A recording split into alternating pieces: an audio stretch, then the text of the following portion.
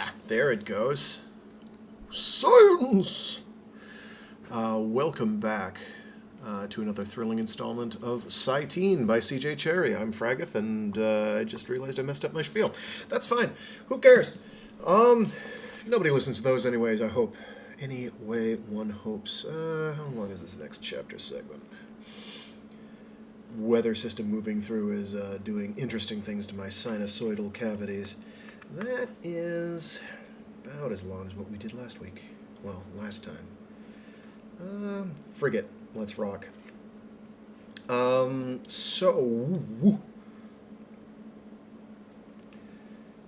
So, I hope I spelled Khalid's name right in the stream description. I don't know. Let's find out. I did. That's nice. Hopefully I didn't just break my stream doing that, because it sure looks like I broke my stream doing that. Oh, no. Oh, no, there it goes. So Khalid has won the election for, I believe it is defense rep. There is an explanation last week for what's going on there.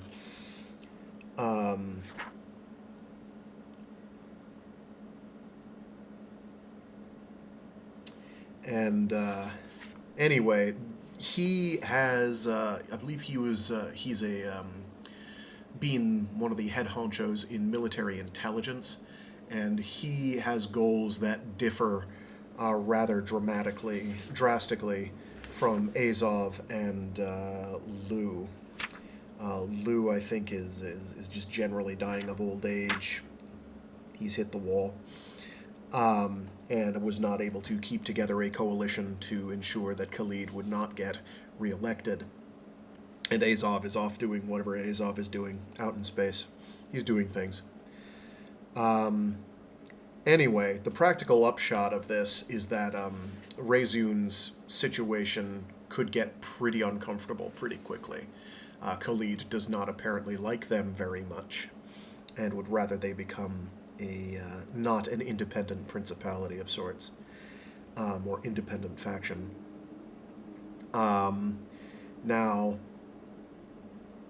the other practical upshot of this is Dennis calls Ari in and tells her, hey, this Khalid guy won, and you need to look up a whole bunch of stuff pretty quickly, because we need you to get up on things, because he's going to start attacking us, and it's all hands on deck. We need all the help that we can get, and only you can access some of this information, because, Ari has, again, run Reseune basically the entire time it's been around, or near as damn it, ever since she grew old enough to be in a position of power, which was, it's like 50 years, I think. She's run Reseune and all its affairs, and basically run, not just Cyteen's government, but the whole government of Union as a result. So Dennis is like, here's a bunch of stuff that you're going to have to learn real quick, because we don't have access to this information, only you do. Here's a bunch of things you should look up. Bok, endocrinology, and I might be mispronouncing Bok. It's B-O-K, it could be Bok. I'm hedging my bets with a long O. Bok, endocrinology, Gehenna, and Worm. And basically reveals that not only are you a clone of Ari, and not only are you a parental replicate of Ari, you are also, fully intended to essentially be this person, really hammering it home. Also, Ari was murdered by someone at Reseune, we think. Well, actually, his exact language is, watch your language, you'd better clean it up. Ari was killed by someone no longer at Reseune.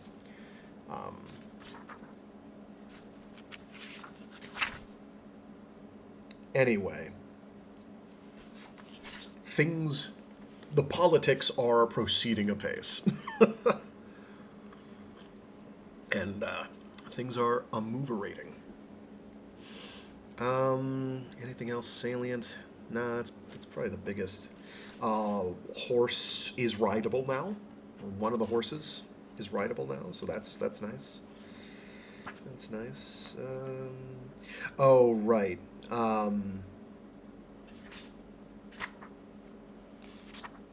due to the political turmoil. So first of all, Grant isn't being allowed to meet with Jordan Warrick, his actual father, which upsets him pretty something considerable. And nobody is going to be visiting Jordan Warrick, as it turns out, because of this current political situation. So I wouldn't say that's a moot point, but it is another ratcheting up of the pressure on the pressure cooker that is Reseune affairs. So yeah, I think that's most of it. So let's get moving with the grooving here and get reiterating more of Cyteen by CJ Cherryh. Give me one sec to slug down some more water and we will get rolling. Those are not your hotkeys anymore.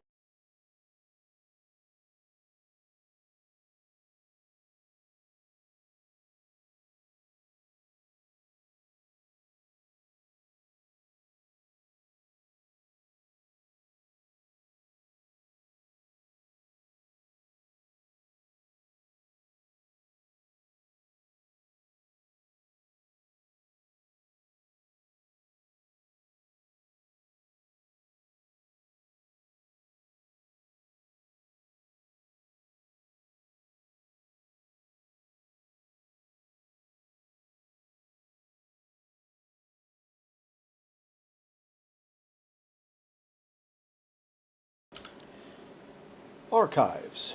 Rubin Project. Classified Class AA. Do not copy. Content. Computer transcript file number 8001, sequence number 1. Personal archive. Emory 1, Emory 2. 2420, 10/3, 2348. AE2. Minder, this is Ari Emory. I'm alone. Give me references on psychogenesis. B1. Stand by. Retrieving. The program finds you are 14 chronological years, with accesses for 16 years. This program finds you an average of 10 points below my scores overall. Your psych scores are 5 points off my scores. Your Reseune score has not been updated since age 10. You are 5 points off qualification for access. AE2. Base 1. Can my access reach date accesses, it's plural, that's why I'm stumbling. Base 1. Can my accesses reach data on bulk? Keyword clone. B1. Stand by. Retrieving. Accesses inadequate. AE2. Try endocrinology. Keyword psychogenesis. Gehenna. Keyword project. Worm. Keyword psych. B1. Accesses inadequate. 2420, 11/1, 1876-02. AE2, and that means it is about 1 month later, give or take. AE2. Minder, this is Ari Emory. I'm alone. Reference, psychogenesis. B1. Stand by. Retrieving. Ari, this is Ari Sr. Stand by. The program finds you are 14 chronological years, with accesses for 16 years. This program finds you an average of 7 points below my scores overall. Your psych scores are 1 point above my scores. Your Reseune score has not been updated since age 10. You are qualified to access files. Stand by. Ari, this is Ari Sr. These files can be read only from Base 1 main terminal. All relevant and resultant files are being stored in your personal archive under voice lock. You have used a keyword. You now have access to my working notes. I apologize in advance for their sketchy quality. They're quite fine when I was younger, but disregard a lot of the things dated pre-2312. They're useful if you want to see the evolution of thought. Psychogenesis was something I was working on as early as 2304, but I didn't have the key studies in endocrinology until I had studied a good deal more. You can benefit from my study notes in those years, but I wasn't on the right track until 2312, and I didn't get the funds I needed until 2331. I benefited a great deal by Poley's work in that same decade. We disagreed, but it was an academic, not a personal, difference. We exchanged considerable correspondence, also in the archives. By the year 2354, at the close of the Company Wars, my notes are much less coherent and a great deal more meaningful. That you have access to these notes means something has worked. You have matched my ability. I hope to hell you have a sense of morality. Your base can now access all working notes. Good luck. AE2. Base 1. Can my accesses reach data on Bok? Keyword cloning? B1. Stand by. Retrieving. AE2. Try endocrinology. Keyword psychogenesis. Gehenna. Keyword project. Worm. Keyword psych. B1. Stand by. Retrieving. B1. The Bok clone failed because it was assumed genetics and training would create a genius. It was more than a scientific failure, it was a human tragedy. The project files are now available to your base. B1. Endocrinology is a multitude of files. They are now available to your base. B1. Gehenna is the name of a G5 star. Newport Colony at Gehenna was a project I handled for defense. This program is searching House archives for outcome. There is presently human life on the planet. They have survived there for 65 years. This indicates some chance it is a viable colony. This was a Defense Bureau operation which I elected to undertake for reasons my notes will make clear to you. It was also, unknown to Defense, but within the parameters of their mission requirements, an experiment. I designed a very simple program. The operational sentence was, "You were sent from space to build a new world. Discover its rules, live as long as you can, and teach your children all the things that seem important." No further tape was sent. This was by design. Integrating any individual of this population into mainstream cultures poses extreme risks. Examine the environment as well as the program. That was the aspect I could not adequately examine. Consult all files and understand what I have done before attempting any intervention. Quarantine should be extended until results can be projected through 30 generations. All relevant files are now available to your base. B1. A worm is a deep-set linked program which has the capacity to manifest itself in subsequent generations of a population without changing its character.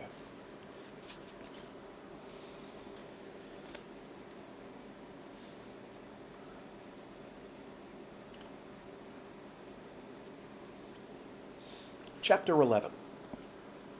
1.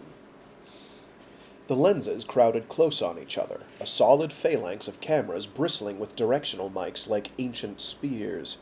Behind that, the army of reporters with their scribers and their individual and zealously securitied comlinks. Behind her, Florian and Catelyn, and a miscellaneous assortment of what might be Uncle Gerald's aides and staff, but 8 of them were Reseune security, and armed, under the expensive tailoring. She had chosen a blue suit, recollecting the public image of the little girl with the cast, but the little girl who had lost her mother and caught the sympathy of people the length and breadth of Union. She had thought about sweeping her hair up into Ari's senior's trademark chignon, but she only parted it in the middle, the way it wanted to fall anyway, and swept it up on the sides and let it fall behind, with combs sprigged with tiny white quartz flowers to hold it. With combs sprigged with tiny white quartz flowers to hold it. A minimum of makeup, just enough for the cameras. Her face had lengthened, acquired cheekbones, acquired a maturity that she had consciously to lighten. Acquired a maturity that she had consciously to lighten with a little smile at favorite reporters, a little deliberate flicker of recognition as her eyes found them, an intimation of special fondness. So they might hold back some of the worst questions. People liked to have special importance, and those she favored were the ones who favored her. And old Yevi Hart, who had a hard-nosed reputation, and who, in the year after she lost her mother, had turned halfway nice. She had been working on him for years, a little special look, a little disappointment when he would ask the rough questions. This time she looked at him with a secret between them glance. I missed one of the hyphens there. This time she looked at him with a secret between them glance, knowing he had the first question. "All right, Yevi, go. We both know you're just doing a job. You're still an old dear." He looked at her and seemed to lose the thread of his question a split second. His dour face looked worried. He took another breath, wadded up his question slip, and shoved his hand in his coat pocket. "Young Sarah." "I'm still Ari, Yevi." A tilt of her head, a little sad smile. "I'm sorry. Go on." Third breath. "Ari, you're applying for majority. The centrists are suing the Science Bureau to prevent the grant. How do you answer their charge that you've been deep-taught and primed to perform by Reseune's staff, that you were created specifically as a legal device to give Reseune and your relatives control of Emery's property?" She outright laughed. She was amused. "One, I've never had deep tape at all. I learn like any CIT. Two, if... Follow-up. Let me get just through these things, Yevi, and then the follow-up. Can I?" A grim nod. "Two," she said, holding up fingers, and smiled. "I think they must have meant I was primed for the specific answers to reporters' questions, because if we had tape that could teach me my courses just like that, it would be wonderful. We could sell it all over Union, and that would give my relatives a lot of money. But the centrists have to know that's not so they must mean primed for the questions, and that means you're letting Reseune see the questions at least a day in advance. That's not the case, is it?" "Absolutely not." Yevi looked a little cornered.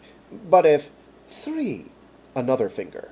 A chorus of blurted questions. "Just a second. I don't want to skip a question.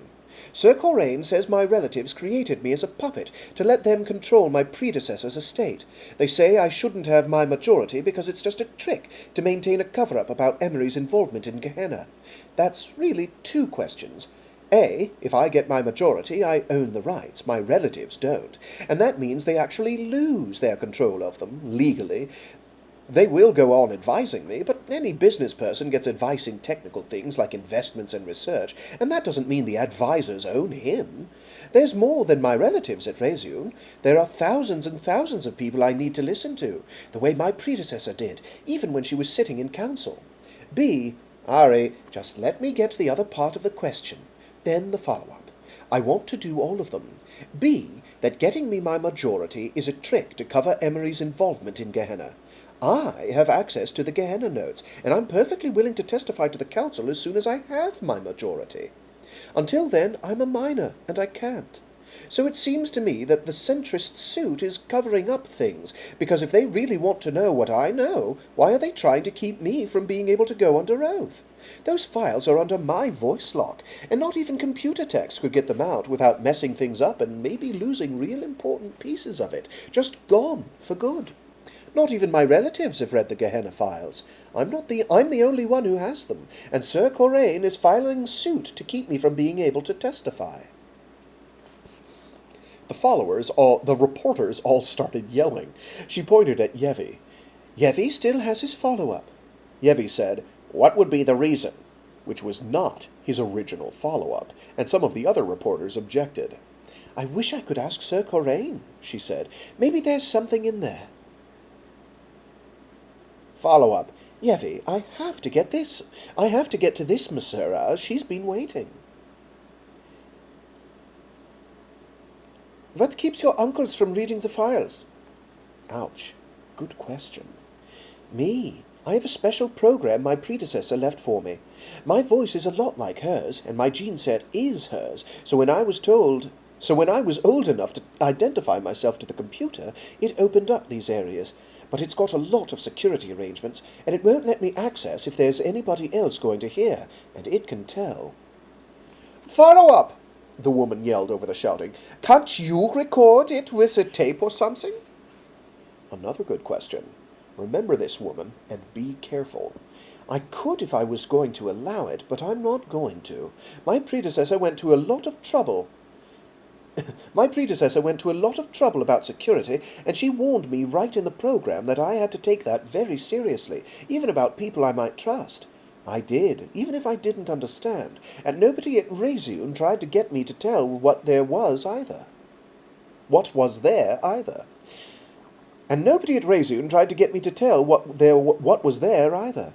Now I think it was a good idea, because it seems to be something real important, and I think the council ought to be the ones to decide who gets to hear it, not any 15-year-old kid, and not just any one part of the government either, because there's too much fighting going on about it, and I don't know how to decide who to tell.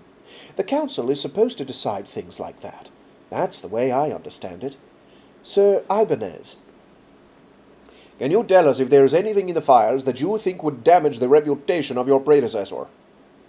I can tell you this, because if anything happened to me, it's terribly important people should know it. Gehenna has to stay quarantined. My predecessor was under Defense Bureau orders, but it scared her, and that was why she left things sealed for me. Sir Hannah, chaos broke out. Everyone was shouting. Wasn't that irresponsible of your predecessor? If it was that important, why did she keep it secret? It was a defense secret, and it was quarantined. She did tell some people, but a lot of them are dead, and some of them probably don't understand what she did. I don't know it all yet. That's the bad thing. You have to be as smart as she was before you can work with the problem. She's dead, and nobody else understands what she understood. That's why they made me. I'm not a Boke clone situation. I am a special, and someday I'm going to be able to understand what happened there. Right now, nobody does. But she did leave instructions, and I'm not giving them to anybody until Council asks me under oath, because I'm not going to muddy up the waters by talking until I can swear to what I'm saying, and the whole universe knows I'm an adult, and the whole universe knows I'm an adult, and I'm not lying. If I did it any other way, people could question whether I was telling the truth, or whether I knew what I was doing. They shouted and pushed and shoved each other. She felt Florian and Catelyn move up on either side, anxious. But she had them. She was sure of it. She had gotten out exactly what she wanted to say.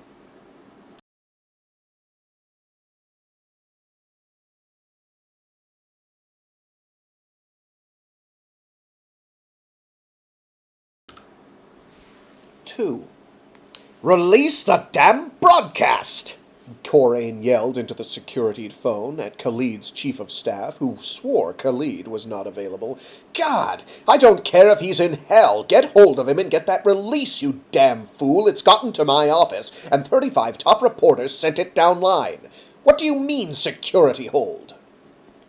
This is Khalid, the counselor cut in, displacing the aide. Counselor Corraine, in light of the content of the interview, we've requested a security delay of 30 minutes for the child's own protection. We seem to have a major problem.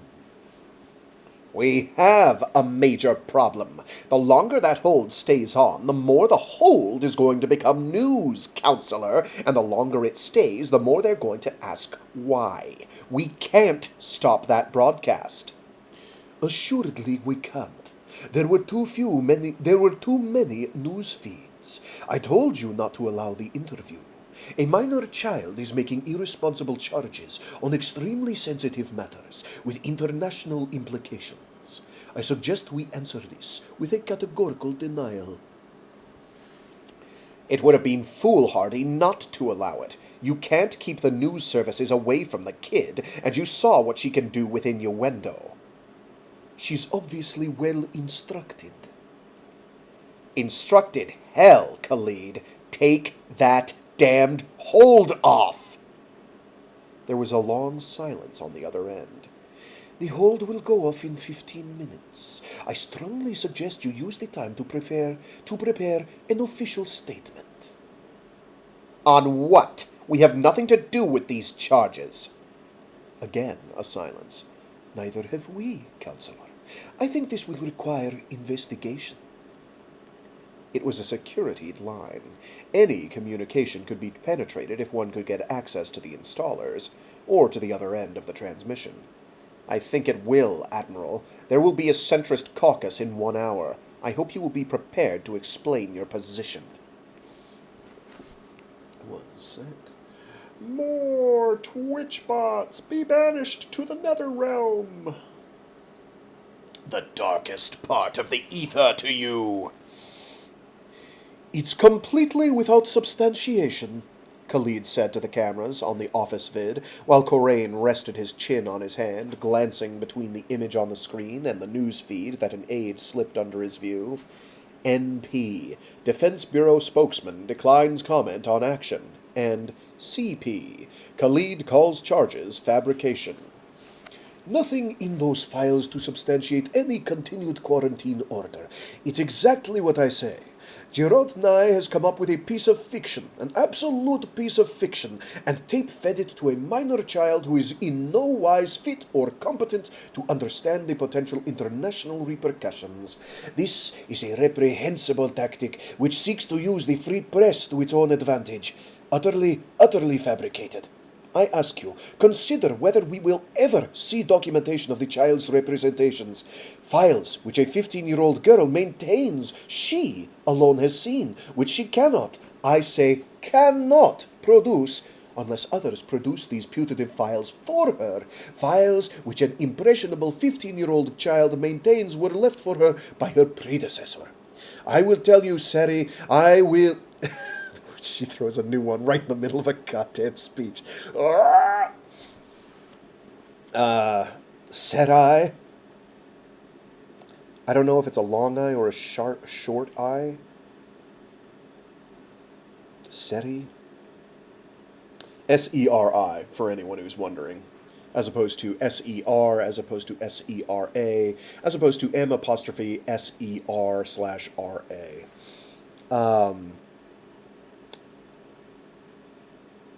In other words, sirs or ma'ams. I will tell you, Sarai, that I have grave suspicions that no such secret files ever were made by Ariane Emery, that no such program was ever created by Ariane Emery to give ghostly guidance to her successor. I suspect that any such program was written much closer to hand, that the child has been programmed, indeed programmed, a process in which Reseune is absolutely expert, and in which Councillor Nye himself is an acknowledged authority. In fact, a special who gained his status as a result of his expertise in that very field.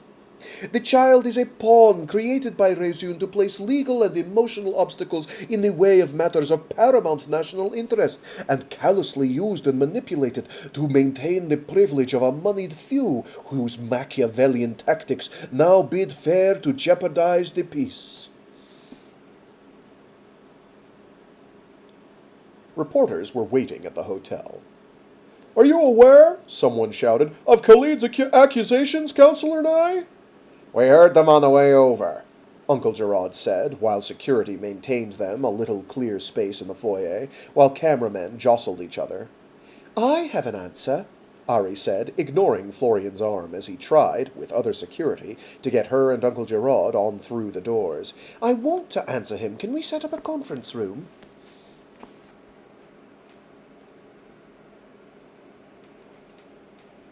"Thank you," the girl said, made a very young girl move with both hands, getting her hair back behind her shoulders, and then grimaced and shaded her eyes as a light hit her face. "Ow. Could you shine that down, please?" Then she leaned forward with her arms on the conference table, suddenly businesslike and so like Emery Sr. that Corain's gut tightened. "What's your question?" "What do you think about Khalid's allegations?" some reporter yelled out over the others. Chaos. Absolute chaos. The light swung back into the girl's face and she winced. "Cut it off!" someone yelled. "We don't need it!" "Thanks." As the light went off. "You want me to tell what I think about what the Admiral says? I think he knows better. He used to be head of intelligence. He sure ought to. It's not real smart either to say I'm programmed. I can write psych designs. He's trying to run a psych on everybody, and I can tell you where. Do you want me to count it off for you?" Go ahead, voices yelled out. The girl held up one finger. 1. He says there's nothing in the files about a quarantine. He says he doesn't know what's in the files in Reseune. That's what he's complaining about. Whichever way it is, he's either trying to trick you or he's lying about what's in the files. 2.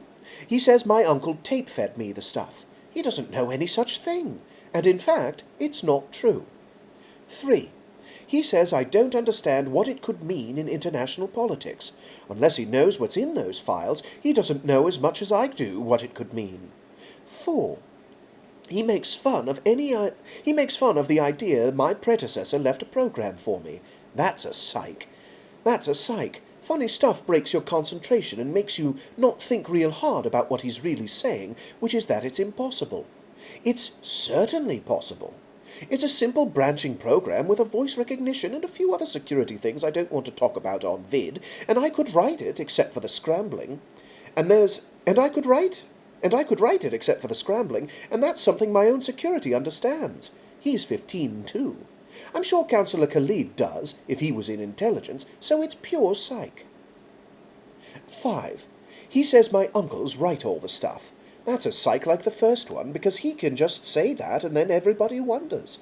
I can give you one just exactly like it if I said Khalid won the election because he made up the rumor Gorodin was against the military retirement bill, and because of the way news goes out to the ships in space, and it being right before the vote, the vote was already coming back and being registered by the time Gorodin saying it wasn't true even got to a lot of places.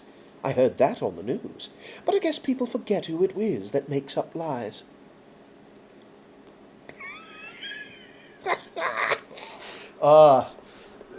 Quick casual reminder, this is a child of 14 years of biological age. And she is good. Oh my God, Corain murmured, and rested his head against his hands.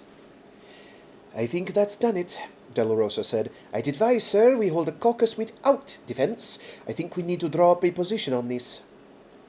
Corain raked his hand through his hair. Damn it, he can't even sue her for libel. She's a minor, and that went out live. I think the facts are, sir, the military may have had real practical reasons for preferring Khalid in spite of the rumor. But I think he's taken major damage. Major damage. I wouldn't be surprised if we don't see a challenge from Gorodin. We need to distance ourselves from this. We need a position statement on these supposed secret files. We need it while this broadcast barrage is still going on. We need, Corain said, we need to call for a Science Bureau Select Committee to look into this, past Gerard Nye to rule on the girl's competency. But damn it, you saw that performance. The girl got Khalid ex-temp. He played a dirty little in-bureau game. He played a dirty little in-bureau game he'd have gotten away with because no one could pin it on him or his staff, but no one's going to forget it in that context. And I told her. Don't make that mistake. Khalid just did, and he's dead. Politically, he's dead. He can't counter this one. She could charge anyone without being in those... She could charge anyone with being in those damn files. She could have charged Khalid, but she didn't, which probably means they exist and she's going to produce them. Or she's keeping her story clean, that she's waiting on counsel. I'll tell you the other problem, friend. Khalid's going to be a liability in that office. Khalid's got to resign. He won't. Not that one. He'll fight to the bloody end. Then I suggest, sir, before we even consider Gorodin, who's stuck with the 2-year rule, we explore whom else might be viable for us inside that bureau. How long do you think this is going to go? One bit of garbage floats to the surface, and other people start talking to the press. One more, and it becomes a race to the cameras. Damn it. He had insisted Khalid take the hold off the news releases. And there was no practical way to answer the charges, except to stall with the bureau hearings, which Nye could rush through at lightning speed. More exposure of the girl to the news services. No way. Withdraw opposition. Then the girl got herself a full council hearing.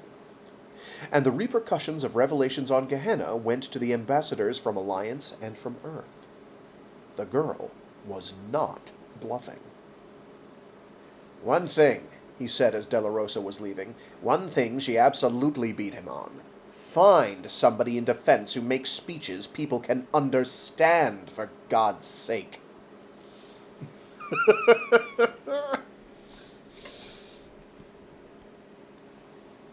Ah, spooky stuff.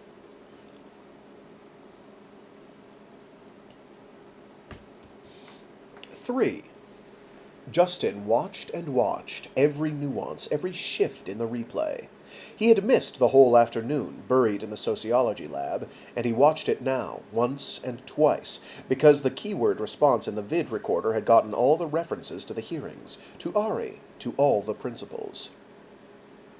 He shook his head, hands under chin, elbows on knees.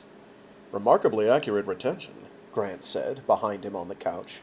Beside him on the couch, even. "Remarkably accurate retention," Grant said, beside him on the couch. "For a CIT. She hit every point she wanted to make, certainly, and confused them about the rest."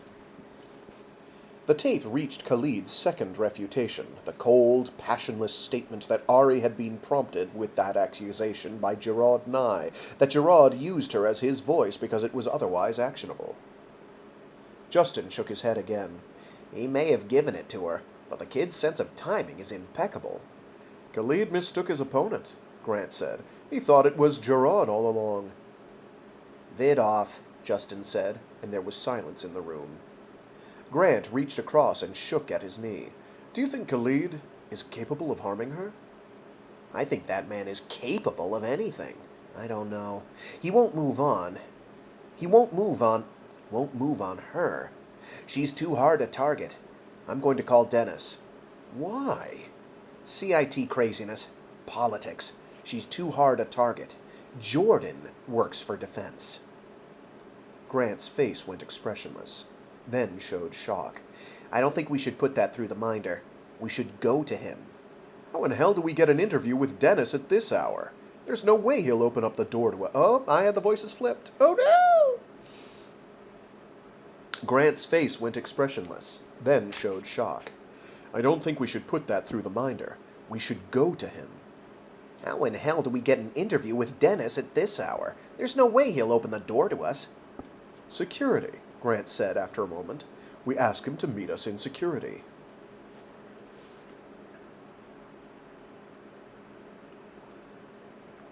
"I appreciate your concern," Dennis said, the other side of the desk from them, themselves in two hard chairs, Seeley standing by the wall, in the interview room. Justin remembered the place too well.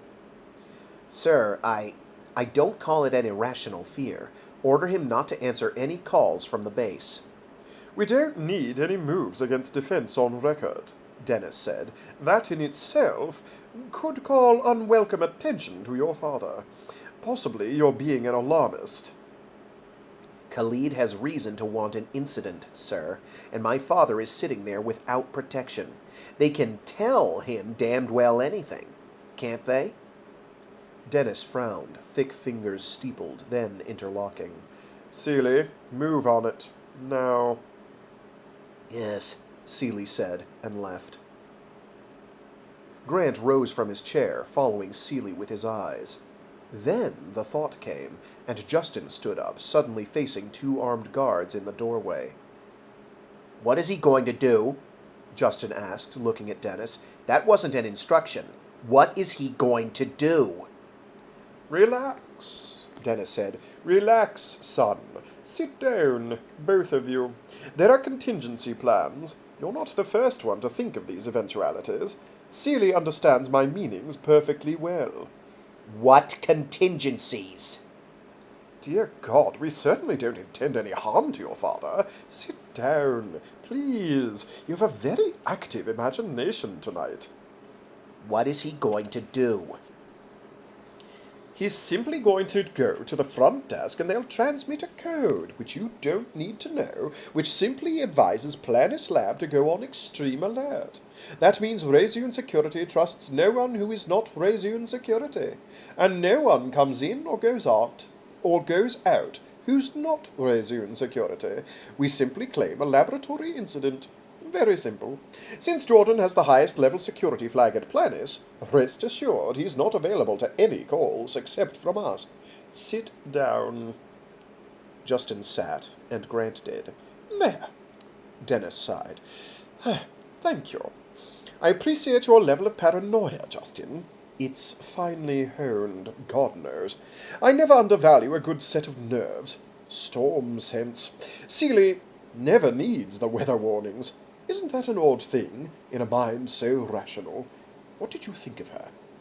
Off the flank and unforeseen. Justin blinked, instantly wary, and that in itself was a reaction he did not want. Of Ari? Ari was brilliant. What else could she be? I have a little pride invested in her, Dennis said. You know, she brought up her psych scores 6 points in less than a month, when the rascal got the notion she had to. I told the committee exactly that, and they wouldn't believe she was laying back. Forgive me. I'm also extremely nervous until we get her back here safe, inside our perimeters. So am I, honestly. I believe that. I truly do. I must tell you, our concern with your father has been in an entirely different context during this trip. I told you I would tell you, when Ari became aware of her predecessor's death. You've told her, then? Dennis bit his lip and studied his hands. Not all of it. Not yet. He looked up. On the other hand, I sweated through that first interview. At one point, I was sure Ari was going to say, in response to why the first Ari didn't make better provision for passing on the information, that Ari was murdered. And then the reporter would have keyed right onto the relationship of the murder to that information. No valid connection, of course, but I felt for a split second that was exactly where it was going, and then Ari changed course. Thank God.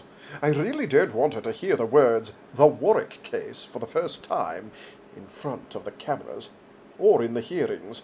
She's flying home tonight. Totally unscheduled departure. Science Bureau chase planes with full... Oh. Weird syntax there.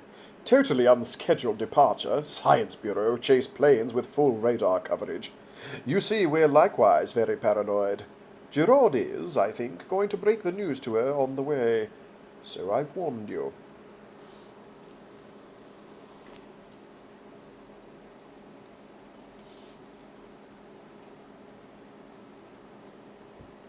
Four.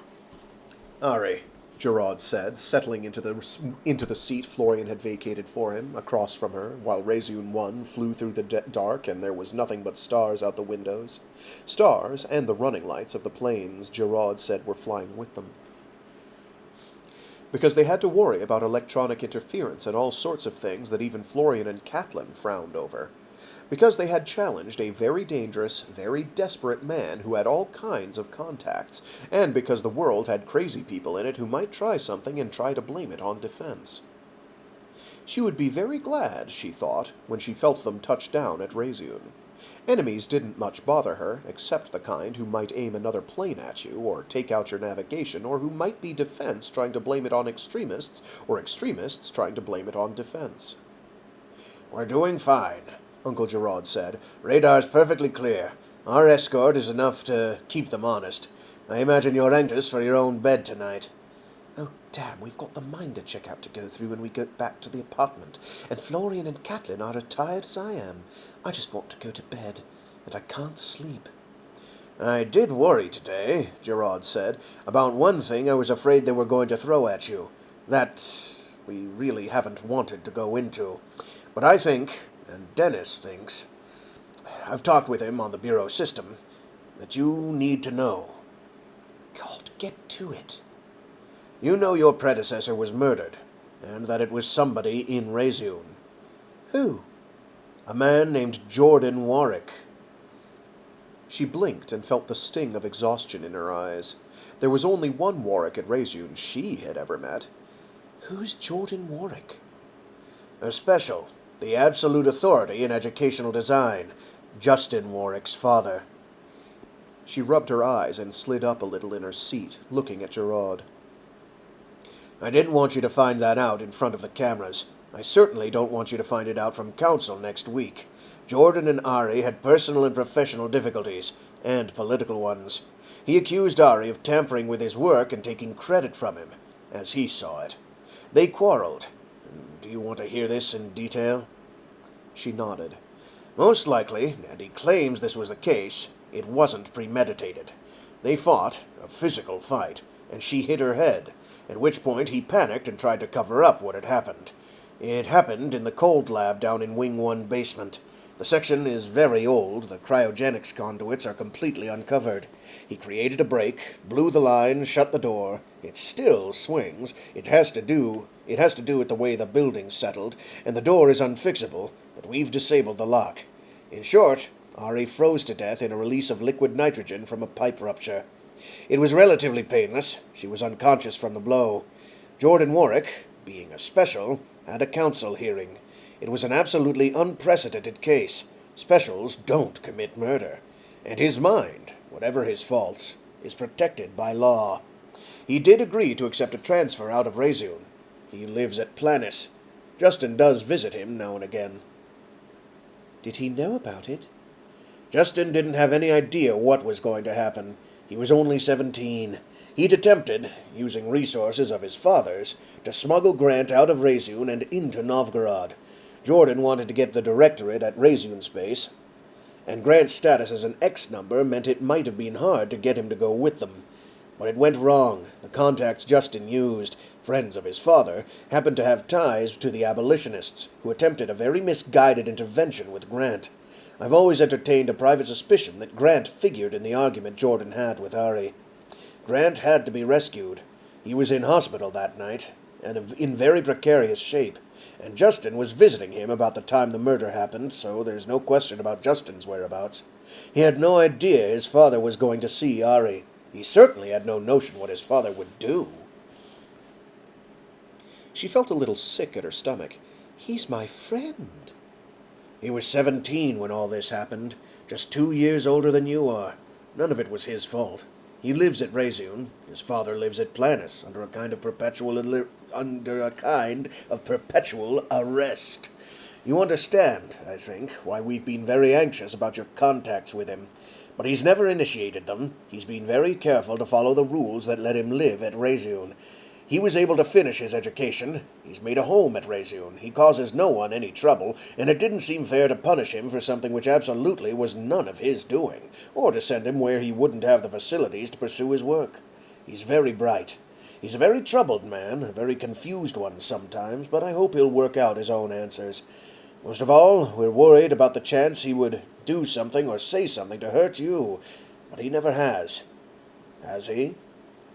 No. Remember the source, Ari Sr. would say, had said, advising her how to deal with deceptions. Remember the source. Why didn't he go to Fargon? Valerie did. Valerie was only 4 years old, and he never hurt anybody. Frankly, we wanted Justin where we could see him, Gerard said, going right past the matter of Valerie. Of course. And we didn't want him in prolonged contact with any ship crew or within reach of outside communications. His father's friends are Rocher and that crowd, the abolitionists, who are one of the reasons we have the escort flying off our wings. I understand. She needed to think about it for a while. She had no desire to talk about it with Uncle Gerard, not right now. We knew it would upset you, Gerard said, trying for a reaction out of her. She looked at him and let the situation flow right through her, bland as could be. The night, the planes outside, the news about Justin, Gerard's evading the Valerie question. So they could get blown up. So the whole world was crazy. But she had figured it was dangerous when she made up her mind she was going to mention the Gehenna things, when she had warned Uncle Dennis and Uncle Gerard what she was going to do, and they had been nervous about it. But one thing about Gerard, once things went inertial, he had a cool head, and he came across with the right things at the right time. If she had to pick somebody to be with her in Novgorod, she figured Gerard was one of the best. And what he was saying had to be true. It was too easy to check out. She sighed. It does upset me, she said, but I'm glad I know. I need to think about it, Uncle Gerard. He looked at her a moment, then fished in his pocket, and pulled out a little packet, reached and laid it on her side of the table. "What's that?" Gerard shrugged. "No shopping this trip," he said, "but I did remember this little thing in a certain shop. I had security pick it up. They hadn't sold it." She was bewildered. She picked it up, unwrapped the paper, and opened the box. There was a pin with topazes of every shade, set in gold. "Oh," she said. "Oh." "So much jewelry came with Ari's estate," Gerard said, and got up to go back to his own seat at the back. I thought you should have something that was only yours." "Thank you, Uncle Gerard." She was entirely off her balance. And more so when she looked up at him. The way the light came down on him from the overhead in that second made his skin look papery and old. He walked by and put his hand on her arm, and his hand showed deep creases. Old. Of course he was. "Something that was only yours." That rattled around in her head and found such a central place to light. Give me a sec here. Just give me a sec. Okay.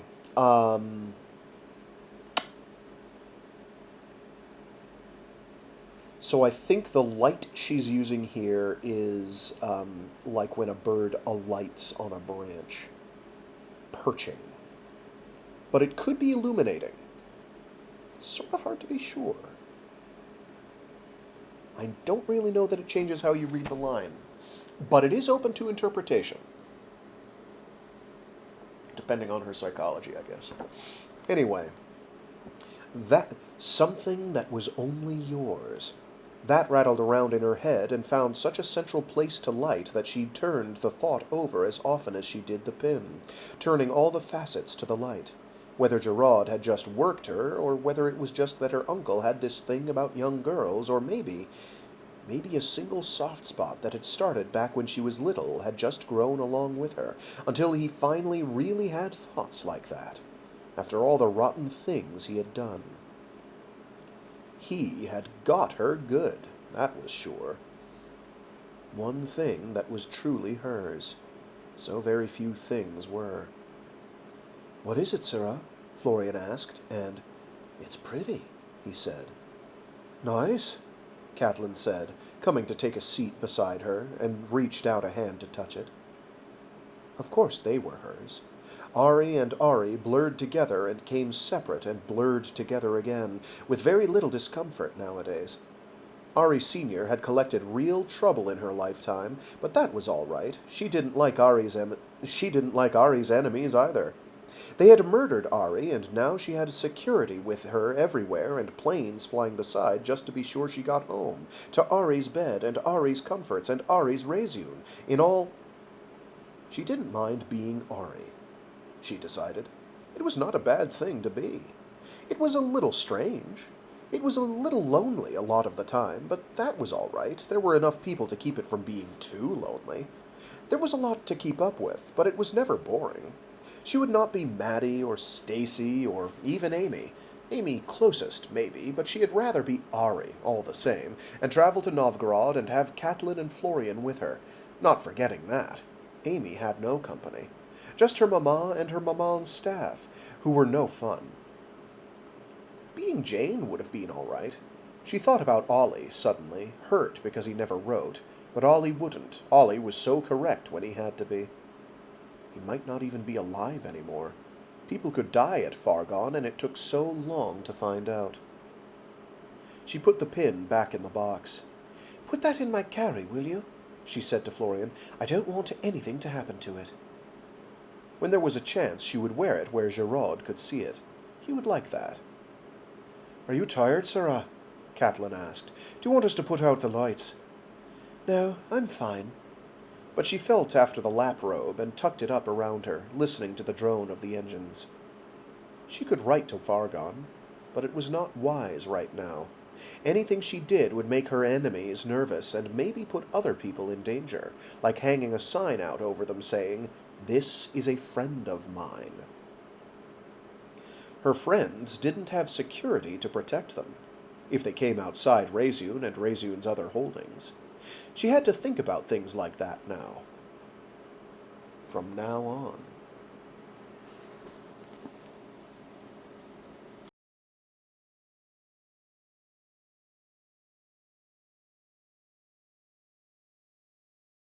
Exactly, J. Waldrop. She herself is not even hers. She does sound like she's coming to terms with it pretty well. It helps that Ari Sr. is giving some fairly useful guidance. Very forward-thinking. 5. Ari, this is Ari Sr. You've gained your majority. You are 15 chronological years. This program deals with you as 17. Your accesses have widened. You may now access all working notes to the year of my death and all history up to 2362, which is the year I resigned as Reseune administrator to take up the council seat for science. When I was 17, in 2300, Union declared itself a nation, and the company wars began. When I was 35, in 2318, I sat as proxy counselor for science during the illness of Leela Goldstein of Cyteen Station, who subsequently died. When I was 37, in 2320, I yielded the seat to Jürgen Fielding of Cyteen. The special status bill passed, and I was one of 5 persons accorded that privilege. When I was 48, in 2331, I became director of Wing 1 at Reseune, on the death of Amelie Strassen. I went on rejuve in that year. When I was 62, in 2345, I became administrator of Reseune, on the death of my uncle Geoffrey Carnath. The company fleet in those years had succeeded in interdicting Union warships from all stations earthward of Mariner, and attempted to blockade merchanters from dealing with Cyteen and Fargon, and to destroy any merchanter registered to Cyteen. Heavy losses of ships and the need for workers and trained military personnel had brought Reseune into the war effort. From the years 2340 to 2354, Reseune increased in size over 400%. Actions which I took during those years: franchising of production centers, automation of many processes, building of mills to relieve dependency on scarce transport, expansion of agriculture, establishment of Mauryville as a shipping center, establishment of Reseune Air as a commercial carrier for the Volga area, establishment of Reseune's legal rights over franchised production centers, establishment of Reseune as a legal guardian of all ASI, no matter where produced, establishment of Reseune as sole producer of all tape above skill level. I consider the latter measures, which make it possible for Reseune to guide and oversee all ASI throughout Union, to be among the most important things I have ever done, for the obvious reasons of the power it conveys, for moral reasons of the ASI's welfare, and for 2 reasons less apparent. 1. That it gives us the leverage to terminate the production of ASI at some future date, to prevent the establishment of a permanent institution of servitude in Union or elsewhere. 2. See file under keyword Sociogenesis. When I was 69 in 2352, Union launched its last major offensive of the war, and came to me with the outline of the Gehenna Project. See file under keyword Gehenna, keyword Private File. When I was 71, in 2354, the company wars ended with the Treaty of Pell. When I was 72, in 2355, the Gehenna colony was dispatched as a contingency measure. My advice to the contrary was overruled by Admiral Azov, Counselor of Defense. When I was 77, in 2360, I challenged Jürgen Fielding for the science seat. When I was 79, in 2362, final vote tabulations gave me the seat, which I hold at the time I am writing these notes. It's one thing, young Ari, to study older people as a fact in psychology. It's quite another thing to be aware of the psychology of old age in yourself, because you do get old inside, even if rejuve holds your physical age more or less constant. The difference rejuve has made in human psychology is a very profound difference. Consider, without rejuve, the body begins to change by age 50, and specific deteriorations begin and grow acute enough. Consider, Without rejuve, the body begins to change by age 50, and specific deteriorations begin and grow acute enough within the next 20 to 30 years to cause disability. That is the natural aging process, which would lead to natural death between the ages of 60 and 110 at the outside, varying according to genetics and environment. In individuals without rejuve, the 20 to 30 year period of decline in functions, followed by a period of diminished function and degenerative disease, works a considerable psychological change. In eras when no rejuve was possible, or in places such as Gehenna, where no rejuve is available, there are sociological accommodations to having a large portion of the population undergoing this slow diminution. I didn't want to stumble on that one. In eras where no rejuve was possible, or in places such as Gehenna, where no rejuve is available, there are sociological accommodations to having a large portion of the population undergoing this slow diminution of physical, and in a few cases, mental capacity. There may be institutions and customs which provide support to this segment of the population, although, historically, such provisions were not always optimum or satisfactory to the individual faced with the psychological certainty that the process had begun. With rejuve, we contemplate natural death at, considering mere percentages, a little greater lifespan, ranging, in my time, between 100 and 140, bearing in mind that rejuve is still a tolerably new phenomenon, and the figure may increase.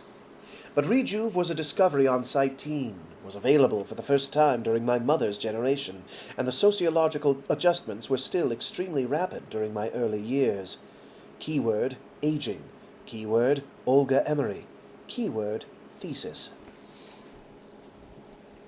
At the time I write these notes, the major change has not been so much length of life, although that has had profound effect on family structures and law, due to the fact that most people now live near their parents for a century or more, and frequently enter into financial partnership in their estates, so that inheritance, as you have done with my estate, is quite rare.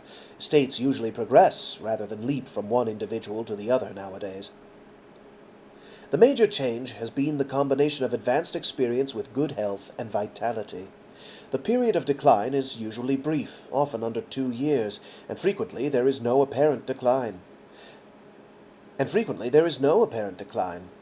Death has become much more of a sudden event, and one enters one's 140s with the expectation one will die, but faces it, not in the depressive effects of degenerative illness, but as an approaching time limit, a fearful catastrophe, or, quite commonly, with the "I'm immune" attitude which used to characterize much younger individuals. I digress with a purpose. I cannot predict for your time and your age what old age may be. I do know this, that the sense of limitations sets in early at Reseune because of the very nature of our work, which is so slow and involves human lifespans. By my 70s,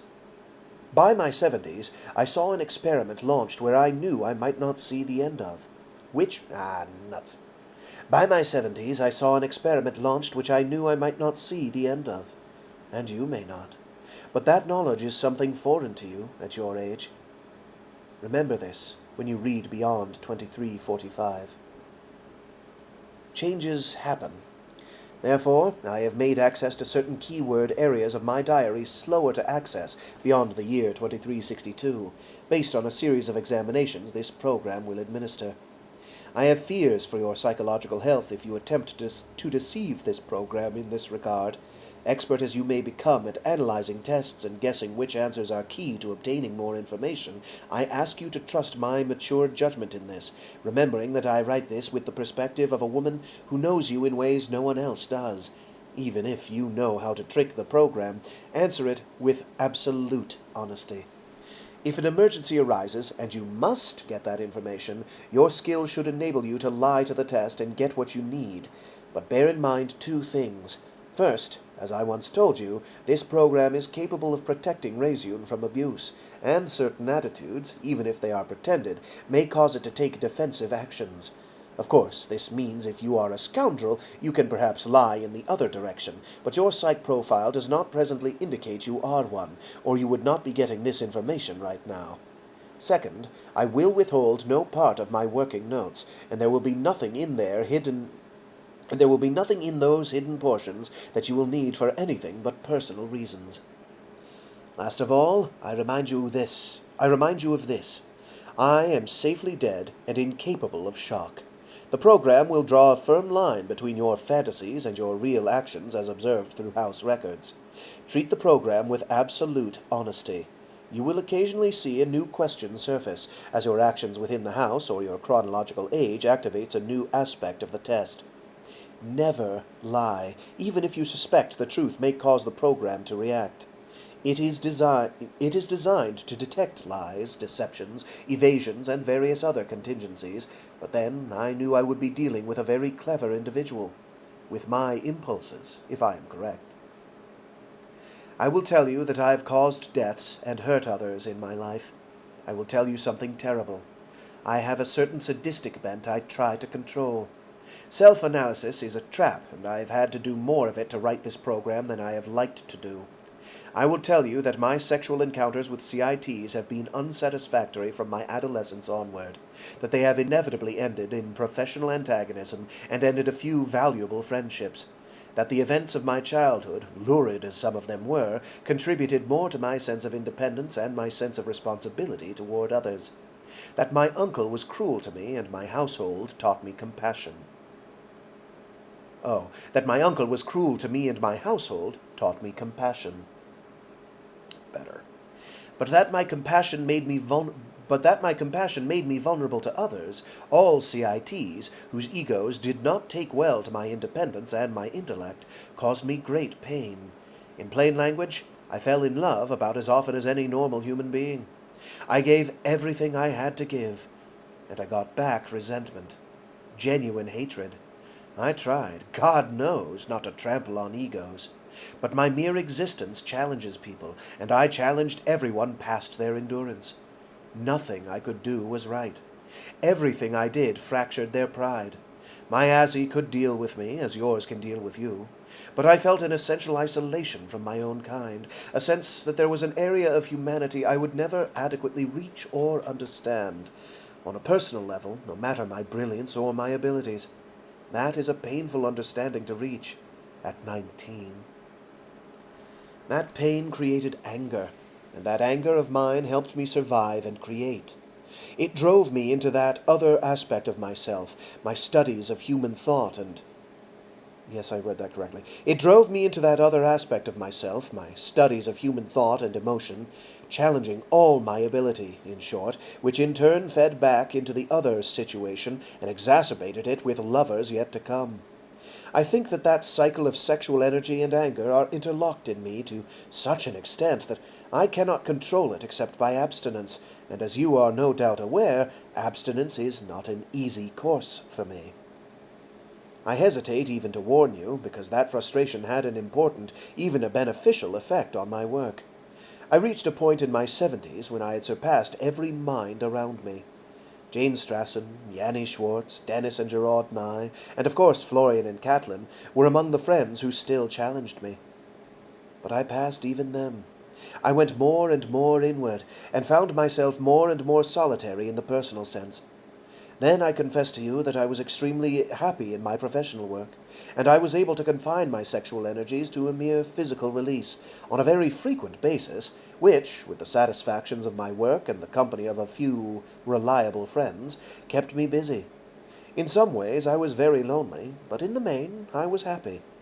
It was a very productive period for me.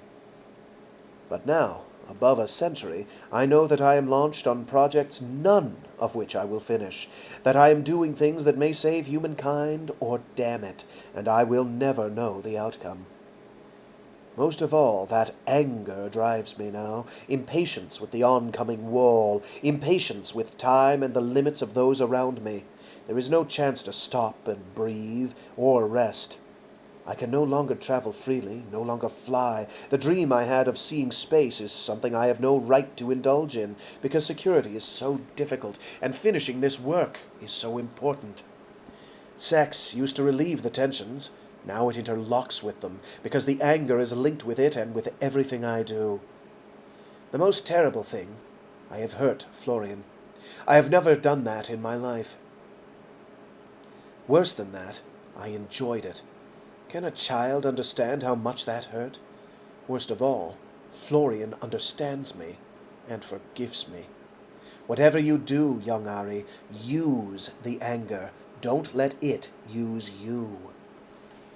Because the anger will come, the pain will come, because you are not like everyone else, no more than I could be. You are not my life's work. I hope that does not touch you in your vanity, and that you will understand why I reactivated my psychogenesis study and devoted so much of my time to creating you.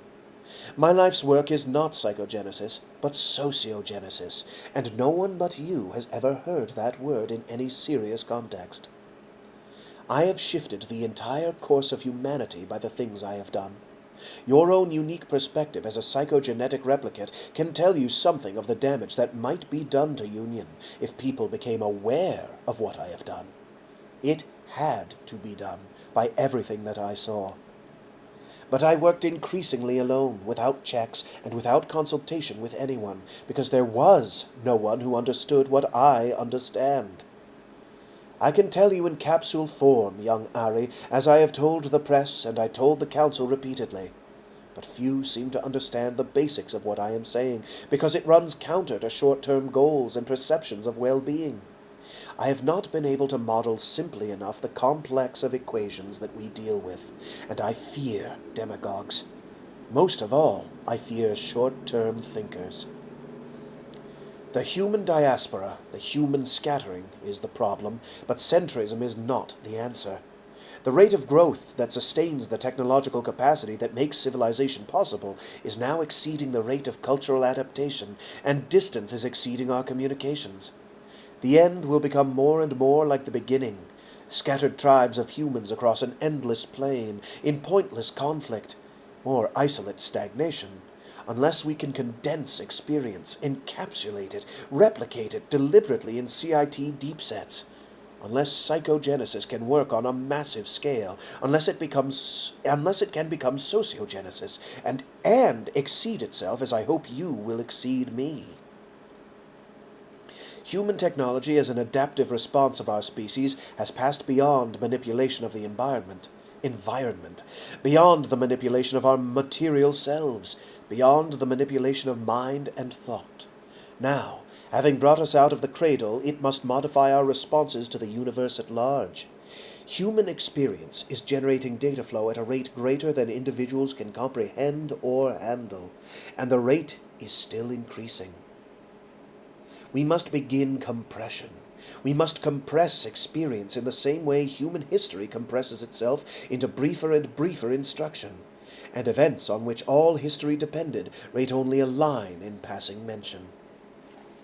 Ultimately, only the wisdom is important, not the event which produced it. But one must know accurately what those things are.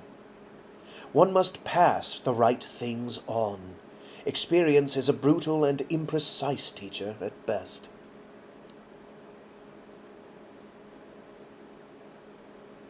And the time at which all humanity will be within reach, accessible to us, is so very brief. You will see more than I could, young Ari. You may well be the only mind of your day able to grapple with the problem. I hope that events have handed you my power undiminished. But no matter. If I have fitted you to hold on to it, I have also fitted you to acquire it. Most of all, govern your own self. If you survive to reach the power I have had, you will walk a narrow boundary between megalomania and divinity.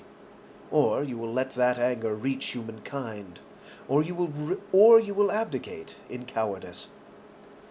If I have failed with you, I have failed in everything, and I may have created nothing worse than presently exists, or I may have doomed at least half of humanity to wars or to stifling tyranny. If I have succeeded, there is still work to be done, to keep the hand on the helm. Situations change. If I had done nothing at all, I foresaw a war that the human species might not survive.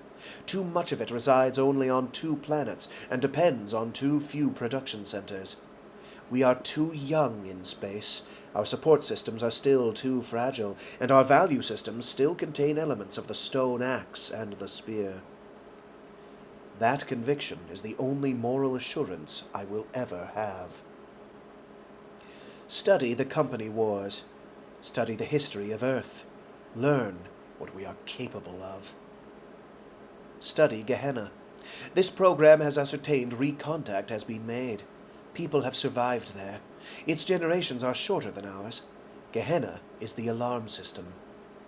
Your security clearance is now active in the Science Bureau with rank of Department Head, Reseune Administrative Territory. Further explanation is filed in Reseune Security. Access via Security 10, keyword clearance.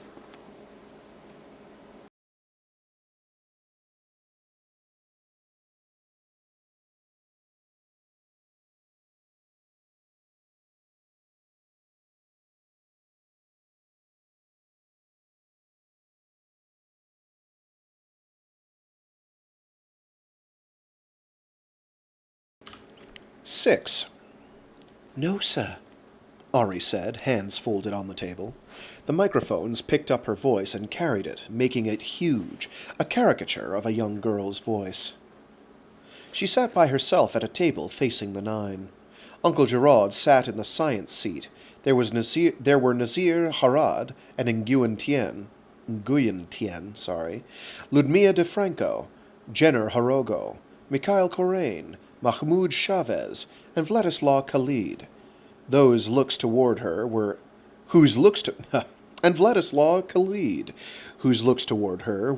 absolute hostility. Corain had asked the question. No, sir, I won't give you a transcript. I've said why. It wouldn't be all of it, and that's worse than nothing. I'm telling you the important things. Admiral Azov sent the colony even when Ari told him not. She didn't want it because it was too dangerous, and he went ahead. This is the important thing. Let me say this, she said when Corain interrupted her. Please. I doubt you would forget, Corain said dryly. Harad's gavel came down. Go on, young Serah. This is important, Ari said. This is the most important part. Admiral Azov came to my predecessor wanting a colony planted on that world because it was an Earth-like planet and it was right next to Pell. Defense wanted to make sure if Alliance got there in 50 years or 100, they were going to find a planet full of Union people, or an ecological disaster that could contaminate the planet with human-compatible diseases. It disturbed the council. Heads leaned together, and the gavel banged down again. Let the girl finish. That was in the notes. They wanted Reseune to build those too. They wanted Ari to design tapes so the Asi they sent would always be Union, no matter what, and they would cause trouble and work from inside Alliance once Alliance picked them up off the world. Ari tried to tell them they were crazy, but they wouldn't listen. So Ari listened to everything they wanted, and she ordered some immunological stuff, I don't know what, but my uncle is going to talk about those.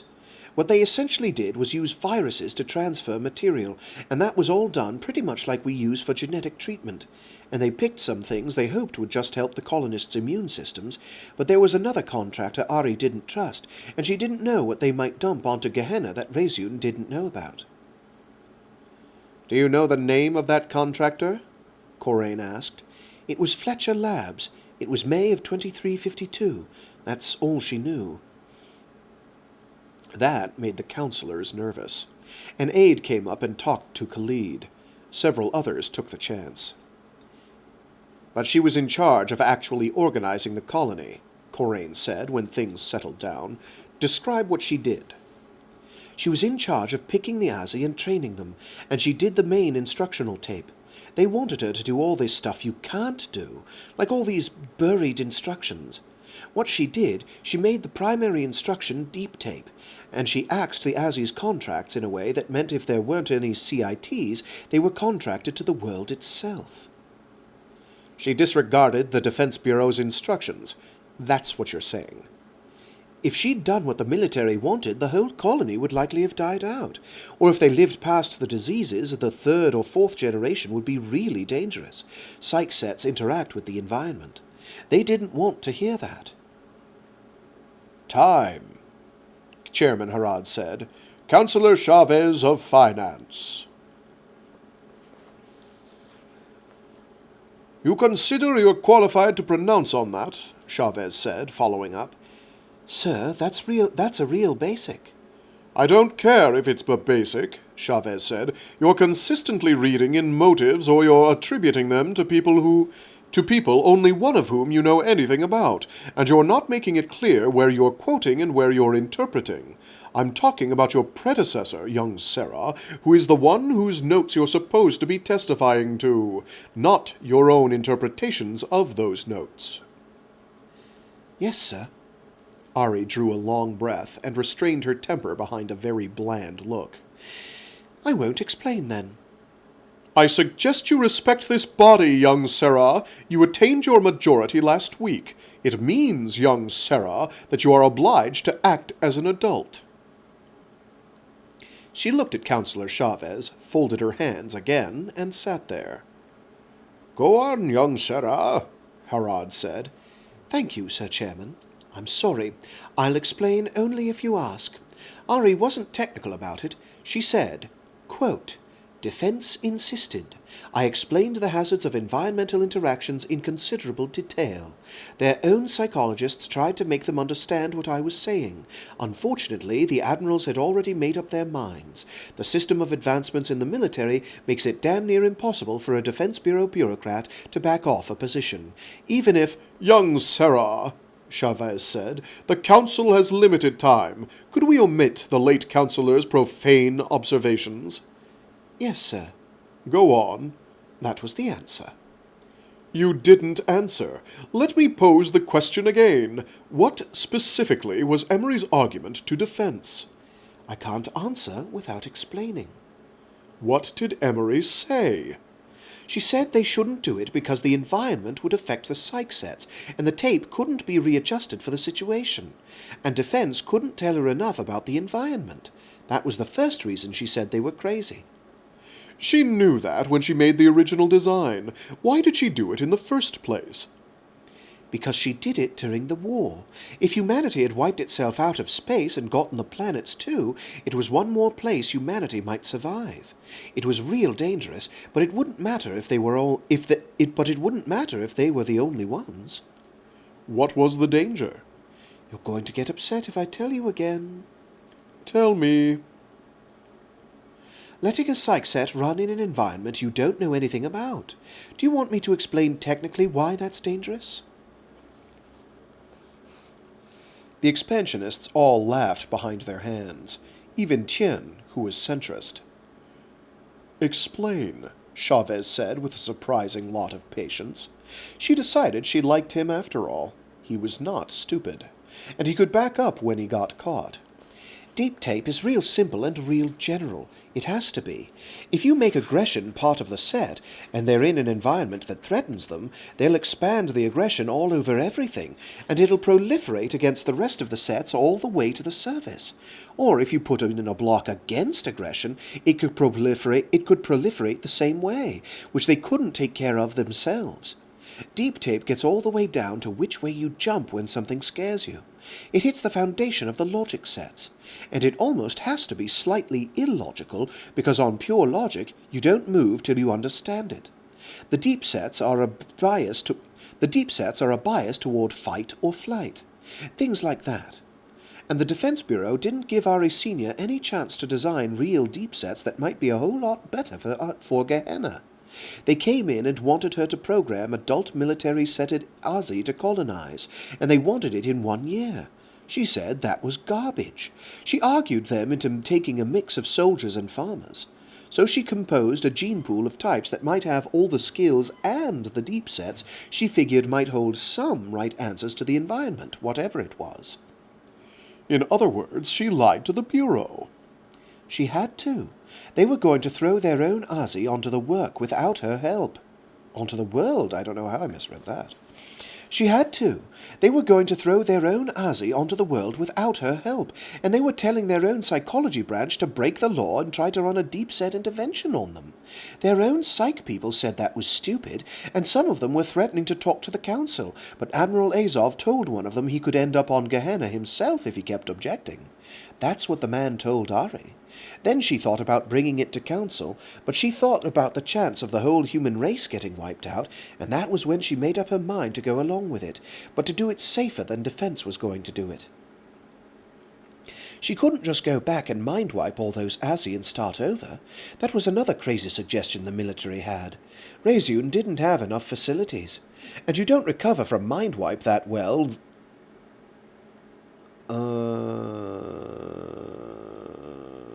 That made me stumble. And you don't recover from mind-wipe that well that they could just dump them off on another planet and leave them there with no psych help. So she couldn't work with the deep sets. She just studied all the deep sets and worked up something real simple. She told the Azzy it was their planet and that they had to take care of it and survive and teach their children what was important. That was all. As positive as she could. Because she didn't know how long Gehenna would be lost and how much that would change. And that's the danger in it. Their generations are real short. There's already been a lot of change. Alliance is scared of them because they're afraid there's something on the planet like a secret base. That's the way I understand it. But if there's anything like that, it's not in the notes. Mostly I hear it's the Azzy that did survive, and that there's not much left of CIT culture. That means the program did take. There's too many people to mind-wipe, thousands and thousands. They'd have to mind-wipe them all the way down, and that's a lot of psych work, and they haven't got a Reseune. Councillor Nye can tell you what it would take. It would take a facility the size of Reseune, Gerard said, doing nothing else for at least 10 years, and the reintegration of that many mind-wiped individuals into ordinary society would tax anything any of us have. We're talking about 30,000 individuals, or more. They're still trying to estimate. No one has a place to disperse those people. They'd still cluster. Cluster means community. Community means cultural identity. Alliance hasn't got the population base to absorb them. We don't. Don't even mention turning them loose on Earth. They probably can't find all of them, Ari said, anyway, so they can't get them off. They'll always be different, and they'll always be a problem. They're an Azzy population. They're not like CITs. They're just going to be crazy according to CIT thinking. Teaching their kids is part of their mindset, and if you bring them into the 25th century, that's another environment that's going to hit that program and proliferate changes. That's Emery's word on it. If it's second generation, you could integrate them back, but there's even fourths. Oh, sorry. If it's second generation, you could integrate them back, but there's even fourths now. Once it hits fourth, she said, you're into something real different. And they don't have rejuve. The olders die off before they're 100. I've heard it's more like 40 or 50. That doesn't give them time to live with their kids or teach them much about being grown up. They are already more different from us than we are from Earth. That's Emery talking. I'm out of questions, Chavez said. We're going to recess for lunch, Harad said, and take Sir Tien's questions after. Are you holding up to this, young Sarah? I'm doing all right, she said. After lunch is fine. Thank you, sir.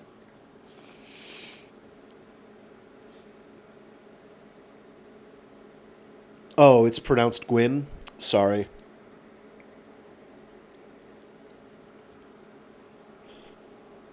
My apologies. I have always wondered, often wondered. I will endeavor to remember that. I have done that repeatedly now.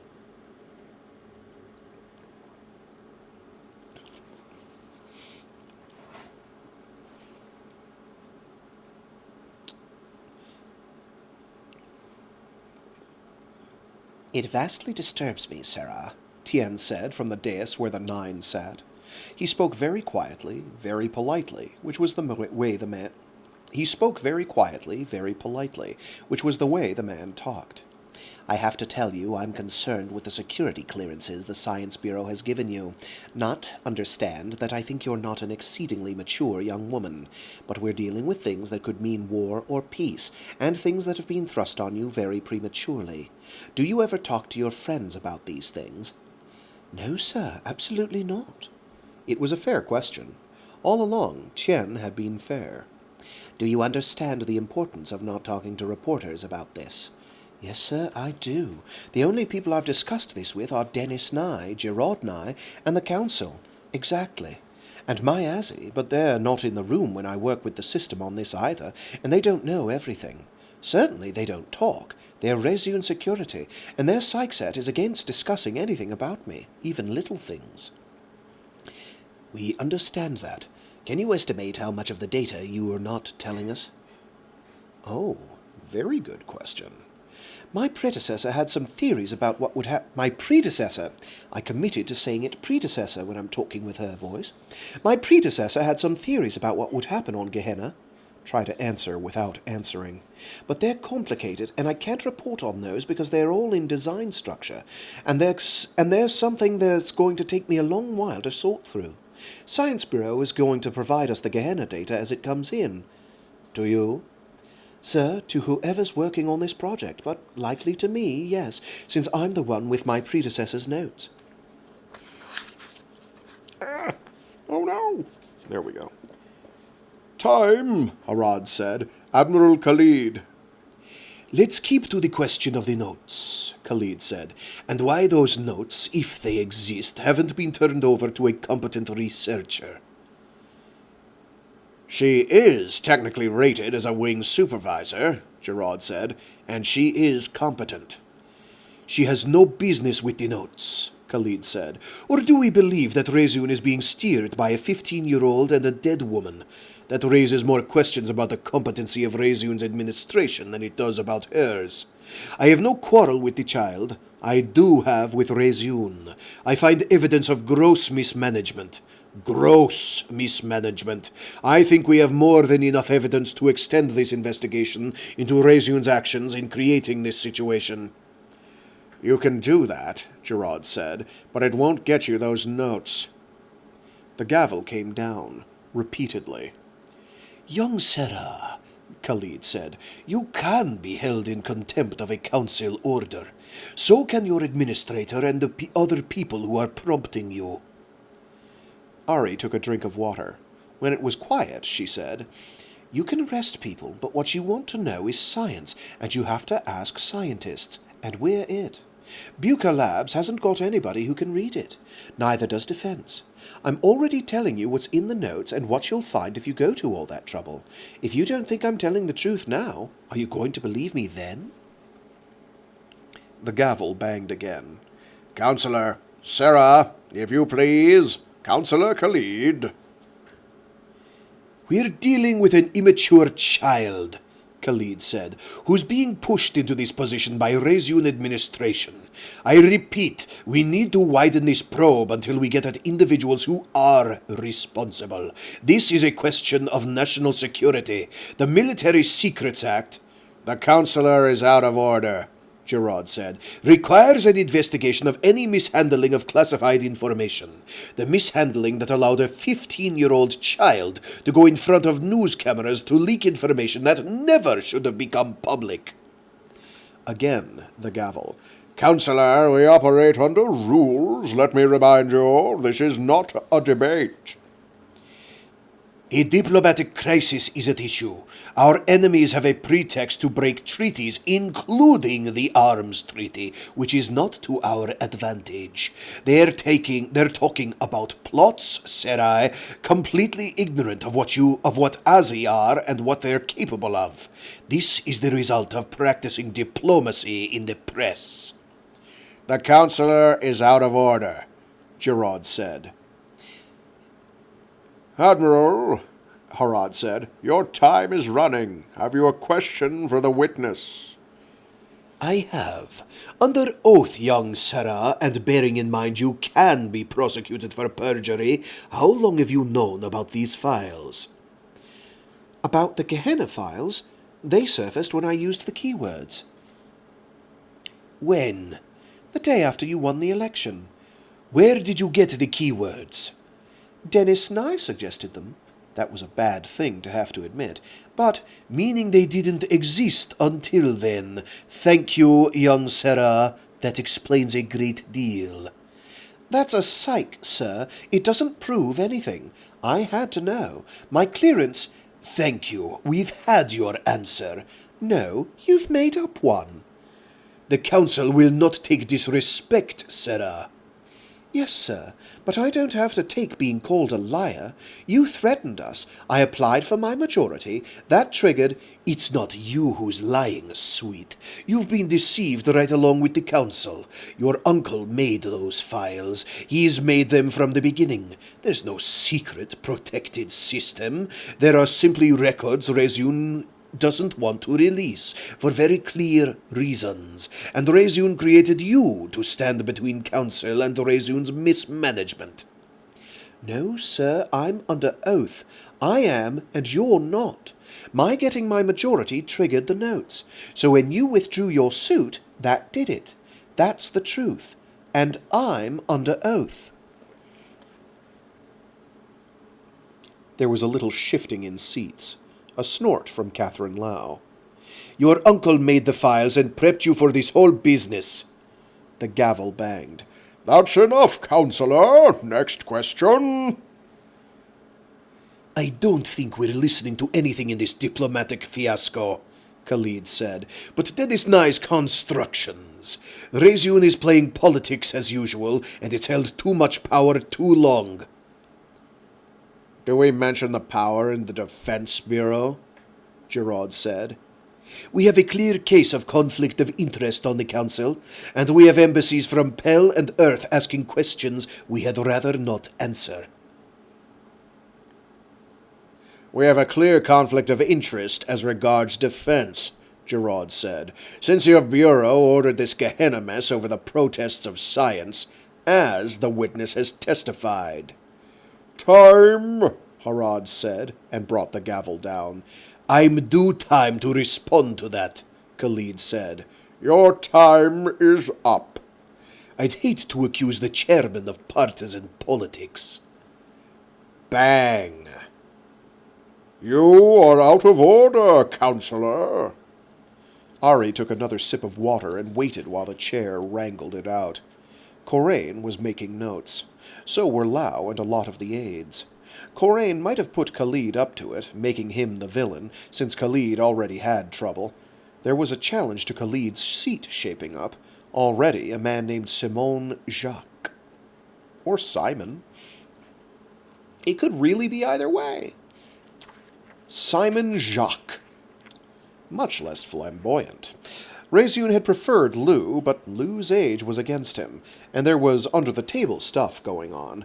Corain had talked very recently with Gerard and Jacques was a compromise they could both, I don't know how to read with a rhythm because there was a page gap. A page break. Reseune had preferred Lou, but Lou's age was against him, and there was under-the-table stuff going on. Corain had talked very secretly with Gerard, and Jacques was a compromise they both could swallow to get rid of Khalid. But that didn't mean Corain wouldn't let Khalid go after Reseune. It just meant that, under that table, Corain didn't want Reseune swallowed up by defense any more than he wanted it to exist at all. Meanwhile, Khalid had broken off negotiations on a big defense contract with Reseune. It was a fair-sized threat, but Khalid certainly wasn't doing any more than stalling, because there wasn't anywhere else to get tape from. And the law that protected Ozzy wound a civil rights issue right into Reseune's right of exclusivity on tape production, because Reseune was the legal guardian of all Ozzy everywhere. Reseune could terminate all Ozzy contracts with Defense, which they wouldn't do, of course, but, Gerard said, Defense had been fighting for years to get access to the Birth to 18 tapes for its soldiers, and Reseune would never give them up. That was why Khalid wanted to nationalize Reseune. Khalid said there had been mismanagement at Reseune Space, meaning Jenna Schwartz, but he made it sound like it was present management, meaning Ollie, and that made her damned mad. Defense also said it was worried about something being buried in the training tapes, and Khalid was threatening to bring a bill to break Reseune's monopoly on tape and licensing. Fine, Gerard said. Khalid didn't have the votes. Khalid's position was already unpopular with his own party, who didn't want more Ozzy labs. They wanted fewer. So the whole Gehenna thing was a lever all sorts of interests were using. Corain would have liked to have used it much more, except Corain was worried about Khalid. It was all very crazy. The stock markets were going up and down on rumors. Chavez of finance was furious and sent a shutdown order on the wave of rumors so no ship could leave port for a few days, because they didn't want that market dive information packet going off at Translight across Union and clear to Pell and Earth. They wanted to get the market stable again before they let any ship leave. And that had the Trade Bureau upset and information howling about trade censorship. It was a real mess. In fact, everybody was getting anxious. Council won't take this kind of stuff, Giraud had said. And, grimly, this is getting very serious, Ari. Very serious. There was, Giraud had said, a hardline faction in the military that had been building up for years. A lot of them, the old guard who blamed Gorodin and Lou for spending too much on the Fargon project and not getting the programs they wanted. They backed Khalid in the election, and they wanted more shipbuilding and more defense systems sunward, but that was also along the alliance corridors, and that made the centrists nervous. When they say sunward, they mean towards Sol, not whatever star Cyteen orbits. While everybody thought Jacques was a front for Gorodin and might resign and appoint Gorodin proxy if he got elected, and whoa, that's not how that sentence is structured, my man. While everybody thought While everybody thought Jacques was a front for Gorodin and might resign and appoint Gorodin proxy if he got elected, and Lou's friends were mad about the double cross. Crazy. We have this entire crisis, Khalid was saying, arguing with Harad, because Reseune can sit in perfect immunity and level charges contained in documents only the Science Bureau can vouch for. Of course the Science Bureau is pure of Reseune influences.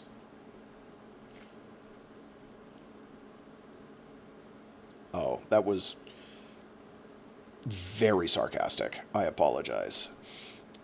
We have this entire crisis, Khalid was saying, arguing with Harad, because Reseune can sit in perfect immunity and level charges contained in documents only the Science Bureau can vouch for. Of course the Science Bureau is pure of Reseune influences. Giraud was right. Khalid was a disaster with the press, but he was fast on his feet, and he was smart.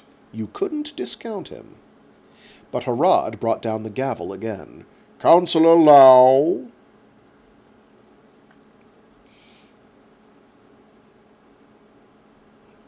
The question is... Thank God it was Lau's turn next. Uncle Giraud was out because of conflict of interest. Harad of State was out because he was presiding. Very simply, why a quarantine? They're unpredictable, Councillor. That's the whole thing. We have huge computers that run sociology projections. When we work with psych sets, we try to balance populations so they end up with wide enough gene pools, and we check out the psych sets we use to make sure that we haven't put something together that's going to turn up social problems.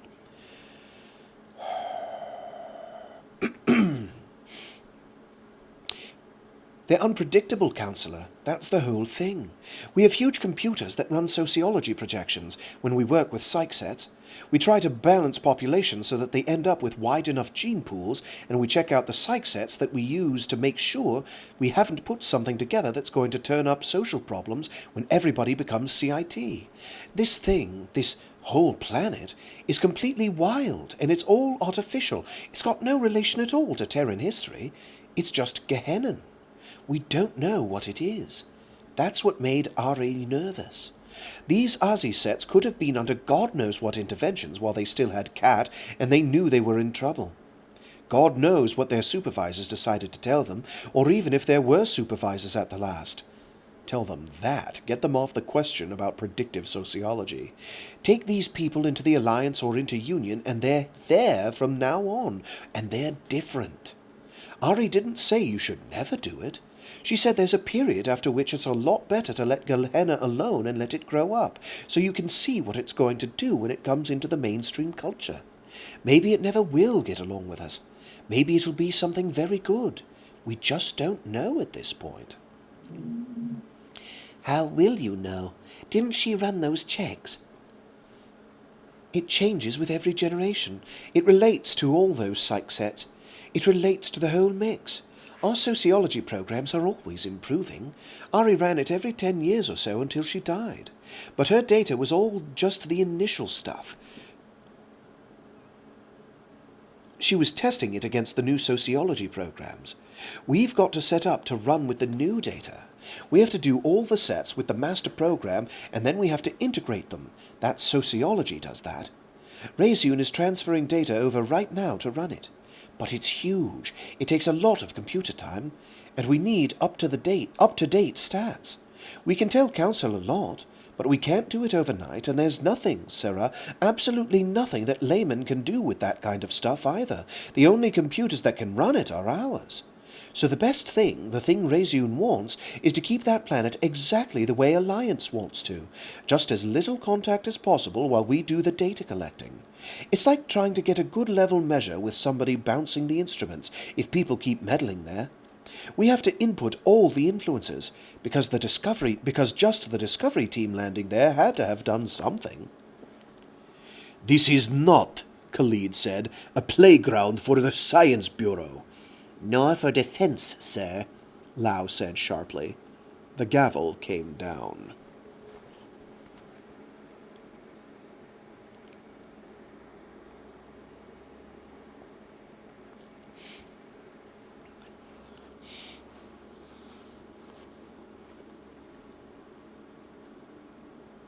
She lay flat on the bed in the hotel, limp, while Florian and Catelyn rubbed the kinks out, and she went to sleep that way, unexpectedly, just out, pop, gone. She woke under the covers, and Florian and Catelyn had the light down very low. Catelyn was stretched out on the other bed, and Florian was sitting in the chair in the corner. God, she said, which woke Catelyn instantly. Get to sleep. There's battalions of security in the hall, aren't there?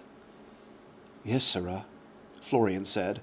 Catelyn said, There are 27 on duty. Well, go to sleep.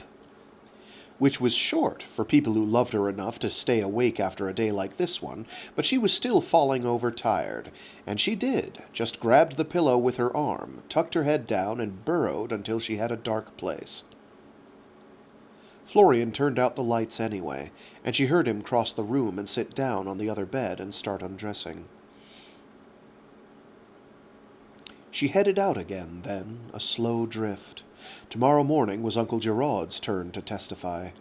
Then Secretary Lynch, of Science, Secretary Vanelli, of Defense, Admiral Khalid, oh God, Khalid, then her again, as soon as they got through. She hoped Gerard and Lynch did all right. But when Vanelli got up there, and Khalid, Gerard could cross-examine like everybody else.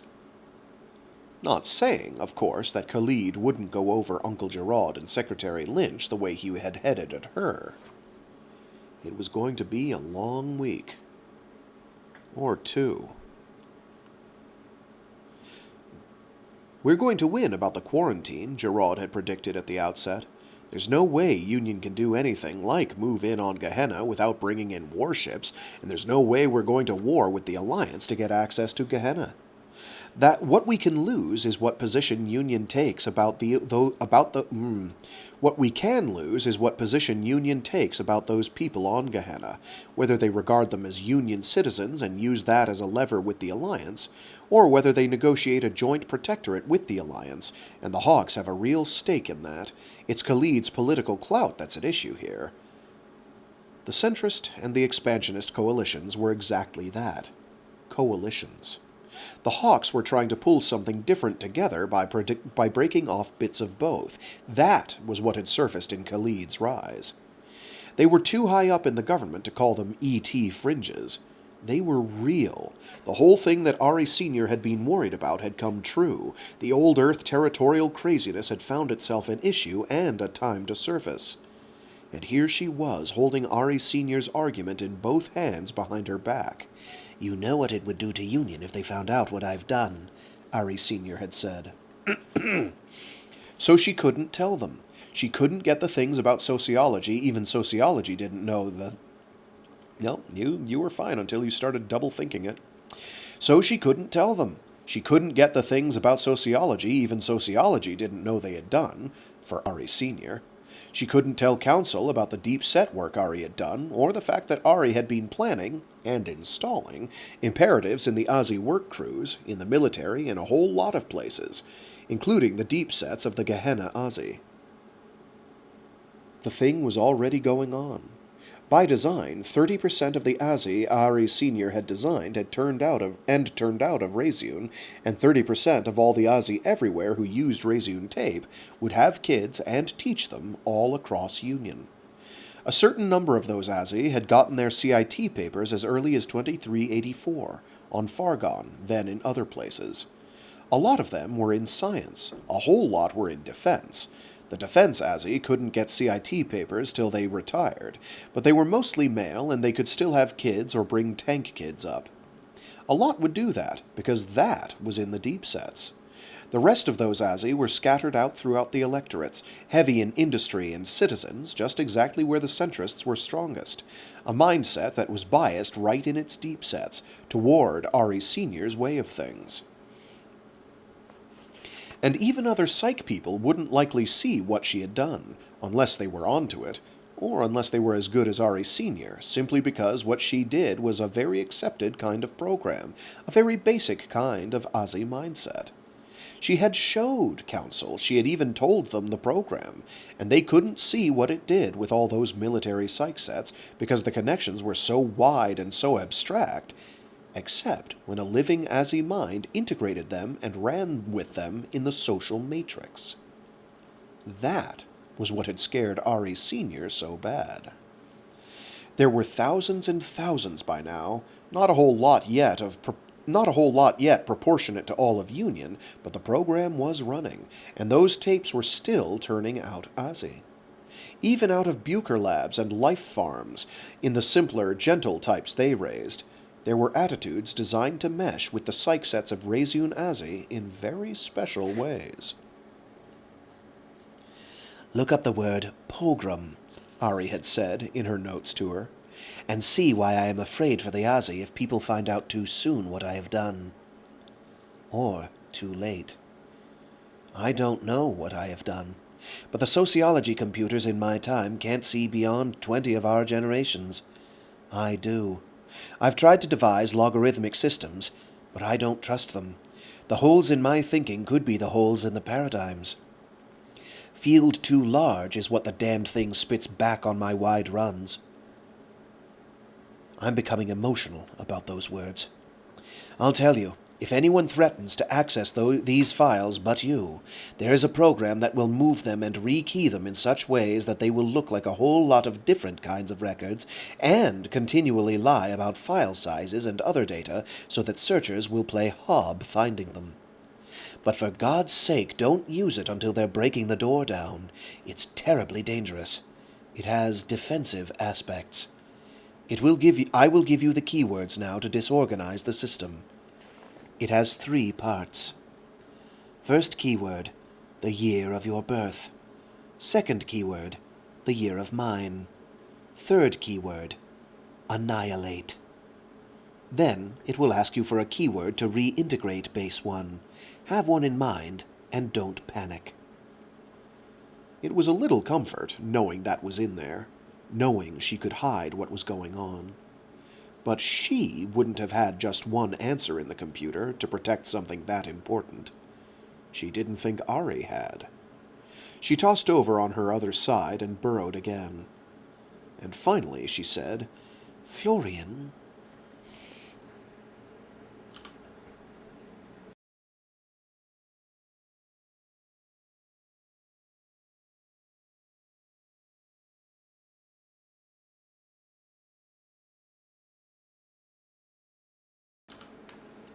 Seven. We're getting there. Ari stepped... Sorry, my apologies. 7. Ari stepped off the plane and into the Safeway and walked the long, weary way to the terminal to get her baggage. Just the briefcase and her carry bag that Florian and Catelyn had. Night flight again with the escort. which was a news story unto itself, but all Gerard would say was, precautions. And all the public got was, quarantine justified. There were people going to be filming here, too. Reseune Information gave a live feed to Cyteen's station, and the station distributed it everywhere. My apologies. Ships were on their way. The whole of Cyteen commerce was moving again, and the world took a collective breath. Not knowing all of it, but feeling things were steadier. They were. The markets were up on the bargain hunting and in some ways healthier, because there had been a lot of built-up war scare that just burst like a bubble. Defense stocks were taking a beating, but diversifieds were doing fine. Shipping stocks were soaring again, the futures market was shifting. The Cyteen market believed in peace again after a bad scare, and there was a lot of anti-hawk feeling coming to the surface in the information polls, which encouraged the shyer voices to speak up and dragged the undecideds back to the peace camp. After 3 bad weeks, you could say you wanted peace with the Alliance and sound like a responsible moderate, not a universalist E.T. who wanted all the human governments to build a capital in the Hinder Stars, never mind that Earth had over 5,000 governments at last count, or a Pax agitator, the sort that had bombed a rush-hour subway car and killed 32 people last week in Novgorod. The police were afraid there was some kind of a pipeline from the Roche abolitionists to the Paxers. They might have gotten the explosives from mine camp pilferage, or maybe just making the stuff. There were possible crime connections, everyone from the illicit tape trade to illegal drugs to the body trade, and a lot of the ones the police could get at were Z cases, just wipeouts the real criminals used to do the work and take the hits. The familiar walk from the plane to the Safeway doors, the quiet, beige cord carpet, the sight of Reseune security guards talking with each other in more than coded monosyllables and moving easily, like there was more than a synapse jump between a sudden noise and hosing down the room, made her want to melt down on the spot and just sleep for a week, right there, right then, knowing she was safe. But cameras met her at the exit into the terminal. Security reacted. The few reporters who had gotten passes shoved mics at her and asked why Gerard had stayed. "He's still got some clean-up," she said. "Office things." Some secret meetings, staff with staff, Secretary Lynch's staff with Chavez's staff, which was a pipeline from Corraine, but that was, God knew, not for the reporters. "Do you feel confidence in the decision?" I think people are going to do the right things now. I think I made them understand. Everything's fine if they just treat those people all right." The Gehennans, you mean? "Yes, the Gehennans.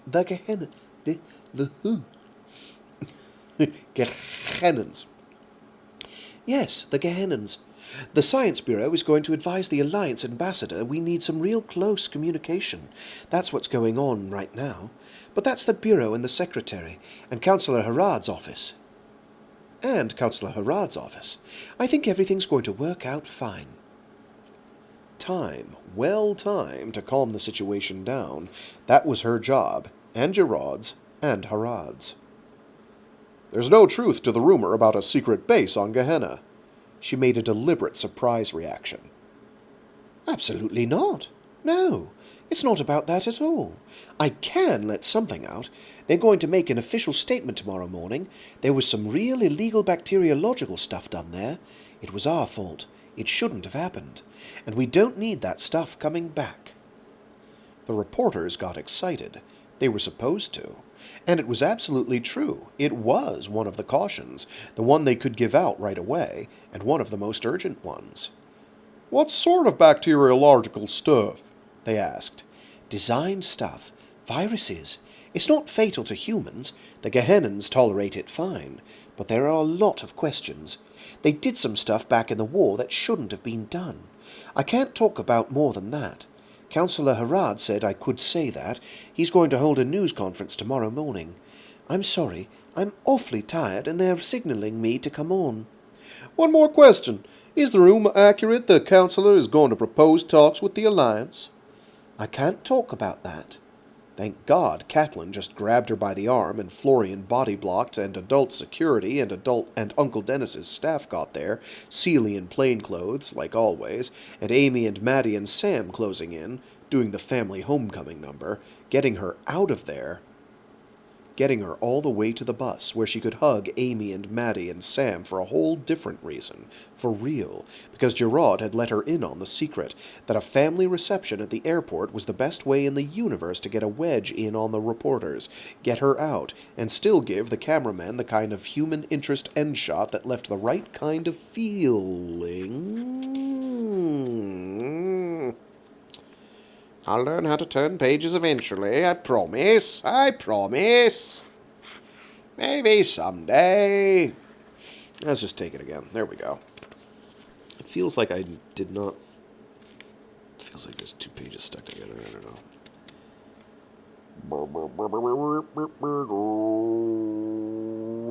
Getting her all the way to the bus, where she could hug Amy and Maddie and Sam for a whole different reason. For real.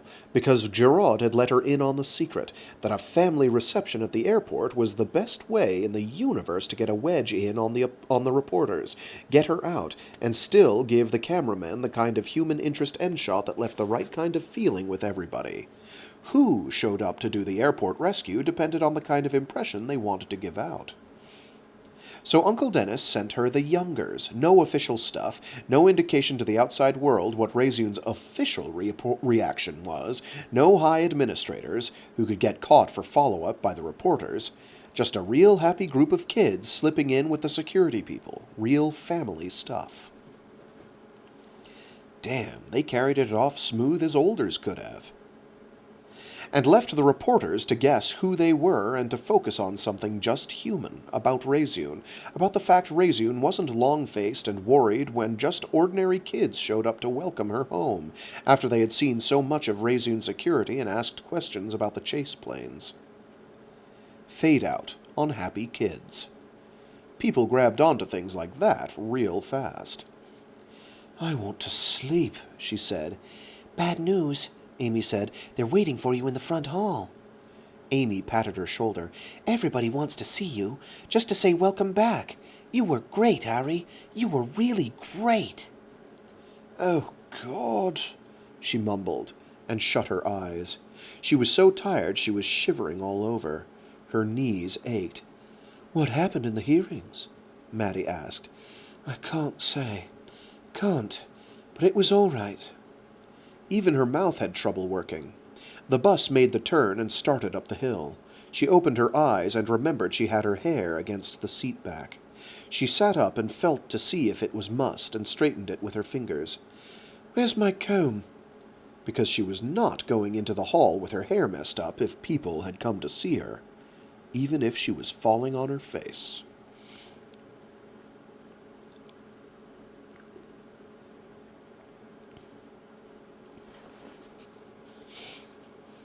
Uncle Dennis himself was at the door. She hugged him and kissed him on the cheek and said into his ear, "I'm so awful tired. Get me home." But Florian had to go ahead and check the minder before she could even have her bed, especially now. And she walked the hall through all the family and the staff, and got hugs and flowers, and kissed Dr. Edwards on the cheek, and hugged Dr. Dietrich, and even Dr. Peterson and Dr. Ivanov. Him a long, long moment, because whatever else he had done, he had put her together right, and she had gotten mad at him, but she knew what he had done for her. "You and your damned shots," she said into his ear. "I held together fine in Novgorod." He hugged her till her bones cracked, and he patted her shoulder and said he was glad. She got a little further. Then, "I've got to rest," she said finally to Sarah Carnath, Amy's mother, and Sarah Carnath scolded everybody and told them to let her through. So they did, and she walked to the lift, went up and over to her hall and her apartment and her bed, clothes and all. She woke up with somebody taking them off her, but that was Florian and Catelyn, and that was all right. "Sleep with me," she said, and they got in, both of them, one warm lump, like little kids, right in the middle of the bed.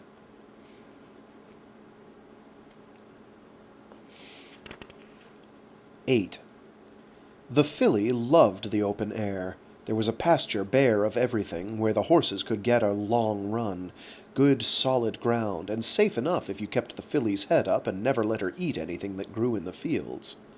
Sometimes the Azzy that worked the horses when Florian was busy used her and the mayor's daughter to exercise the mare instead of using the walker, but when the filly was out with her or Florian on her back...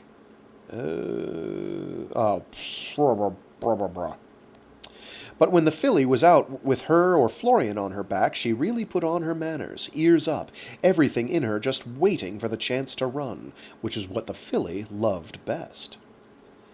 It made Uncle Dennis nervous as hell when he got reports about her riding all out. Today she had Florian by her on filly too, both horses fretting at the bits and wanting to go.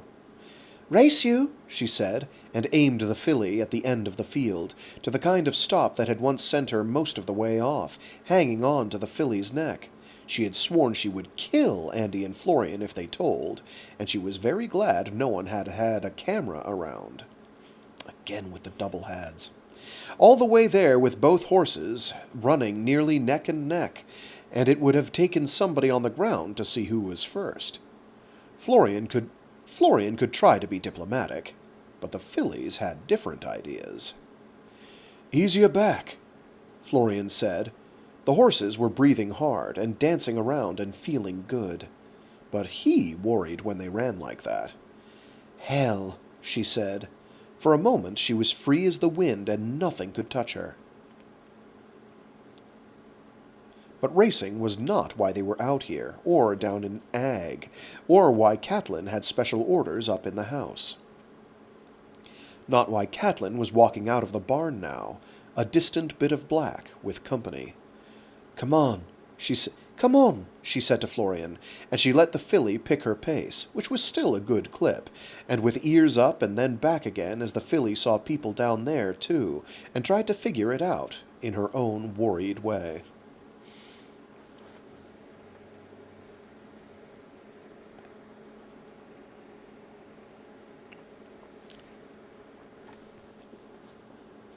"9. Justin stood still beside Catelyn's black, slim impassivity, waiting while the horses brought Ari and Florian back. Big animals, coming fast, but he figured if there were danger of being run down, Catelyn would not be standing there with her arms folded, and he was sure, that it was Ari's choice to scare him if she could. So he stood his ground while the horses ran up on them. They stopped in time, and Ari slid down, and Florian did. She gave Florian her horse to lead away. She had on a white blouse. Her hair was pinned up in Emery's way, but coming loose all around her face. The smell of the barn, the animals, leather, and earth brought back childhood. Brought back the days that he and Grant had been free to come down here. A long time ago. "Justin," Ari said, "I wanted to talk to you." "I thought you would," he said. She was breathing hard, but anyone would, who had come in like that. Catelyn had called his office, said come to the doors. He had left Grant at work over Grant's objections. No, he had said. Just no. And gotten his jacket and walked down, expecting, God knew, Ari there. Catelyn had brought him down here instead, and no one interfered with that. But no one likely interfered much with anything Ari did these days. "Let's go sit down," Ari said now. "Do you mind?" "All right," he said, and followed her over to the corner where the fence met the barn. Azzy handlers took the horses inside, and Ari sat down on the bottom rail of the metal fence, leaving him the plastic shipping cans that were clustered there, while Catelyn and Florian stood a little beside him and out of his line of sight. Intentionally, he thought, a quiet, present threat. "I don't blame you for anything," she said, hands between her knees, looking at him with no coldness, no resentment. "I feel a little funny, like I should have put something together, that there was something in the past, but I thought maybe you'd gotten crosswise of administration, the family black sheep, or something, but that's all history. I know nothing is your fault. I asked you to come here to ask you what you think about me. It was a civilized, sensible question. It was the nightmare finally happening, turning out to be just a quiet question from a pretty young girl under a sunny sky. But his hands would shake if he was not sitting as he was, arms folded. What I think about you. I think about the little girl at the New Year's party. About the damn guppies. I think about a sweet kid, Ari. That's all. I've had nightmares about your finding out. I didn't want what happened. I didn't want that. I didn't want 15 years of walking around the truth. But they couldn't tell you. And they were afraid I would. That I would feel some resentment toward you. I don't. None. Her face was so much Ari's. The lines and planes were beginning to be there. But the eyes were a young woman's eyes, worried, that rare little expression he had seen that rare little expression he had seen first that day in his office, over a jar of suffocated baby guppies. I guess they were just in there too long. Your father's at Planis, she said. They say you visit him. He nodded. A lump got into his throat. God, he was not going to break down and go maudlin in front of a 15-year-old. You miss him? Second nod. She could feel her way to all the buttons. She was Emery. She had proved it in Novgorod, and the whole damn government had rocked on its pinnings. Are you mad at me about it? She asked. He shook his head. Aren't you going to talk to me? Damn! Pull it together, fool! Are you mad at my uncles? He shook his head again. There was nothing safe to say, nothing safe to do. She was the one who needed to know. He knew everything. And if there was a way out for Jordan, it was going to be in her administration. Someday. If there was any hope at all. She was silent a long time, just waiting for him, knowing, surely, that he was fracturing. Himself, who was 34 years old, and not doing well at all. He leaned forward, elbows on knees, studied the dust between his feet, then looked up at her. No knowledge at all of what the first Ari had done to him. Dennis swore to that, and swore what he would do if he opened his mouth about it. I won't, he had said to Dennis. God, do you think I want her into that tape? She hasn't got it, Dennis had assured him, and won't get it. Yet, had been his thought. There was nothing but worry in the look Ari gave him. It's not easy, he said, to be under suspicion all the time. That's the way I live, Ari, and I never did anything. I was 17 when it happened. I know that, she said. I'll talk to Dennis. I'll make it so you can go visit when you like. It was everything he had hoped for. Right now, he said, there's too much going on in the world. The mess in Novgorod.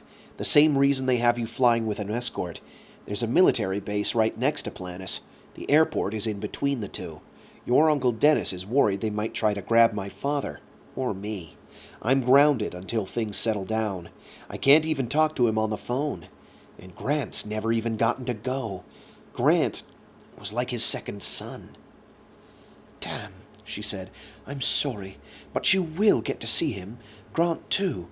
I'll do everything I can. I'd be grateful. Justin, does your father hate me? No, absolutely not. What does he say about me? We stay off that subject, he said. You understand. Every call I make to him, every second I spend with him, there's always somebody listening.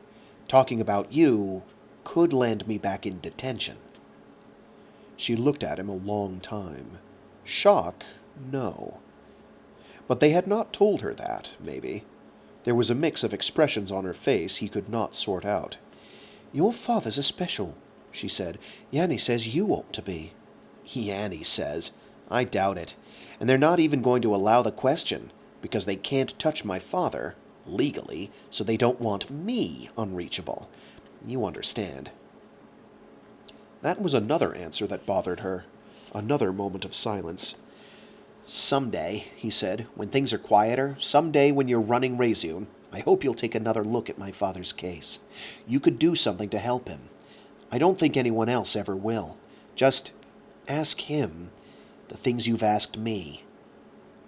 But oh God, the truth. About that tape. About Ari, the shock of that. No knowing what that will do to her. She's not like her predecessor. She's a decent kid. That tape's as much a rape of her as me. God, when's she going to get the thing? 2 more years? When she's 17? Maybe I will, she said. Justin, why did he do it? He shook his head violently. Nobody knows. Nobody really knows. Temper. God knows they didn't get along. You're his replicate. He lost his breath a moment, and got caught looking her straight in the eyes. You don't have a temper like that, she said. Do you? I'm not like you, he said. I'm just his twin. Physical resemblance, that's all. Physical resemblance, that's all. Much better. Did he fight with a lot of people? He tried to think what to say, and came up with, no, but he and Ari had a lot of professional disagreements, things that mattered to them. Personalities, mostly. Yanni says you're awfully good. He wobbled badly on that shift of ground and knew she had seen the relief.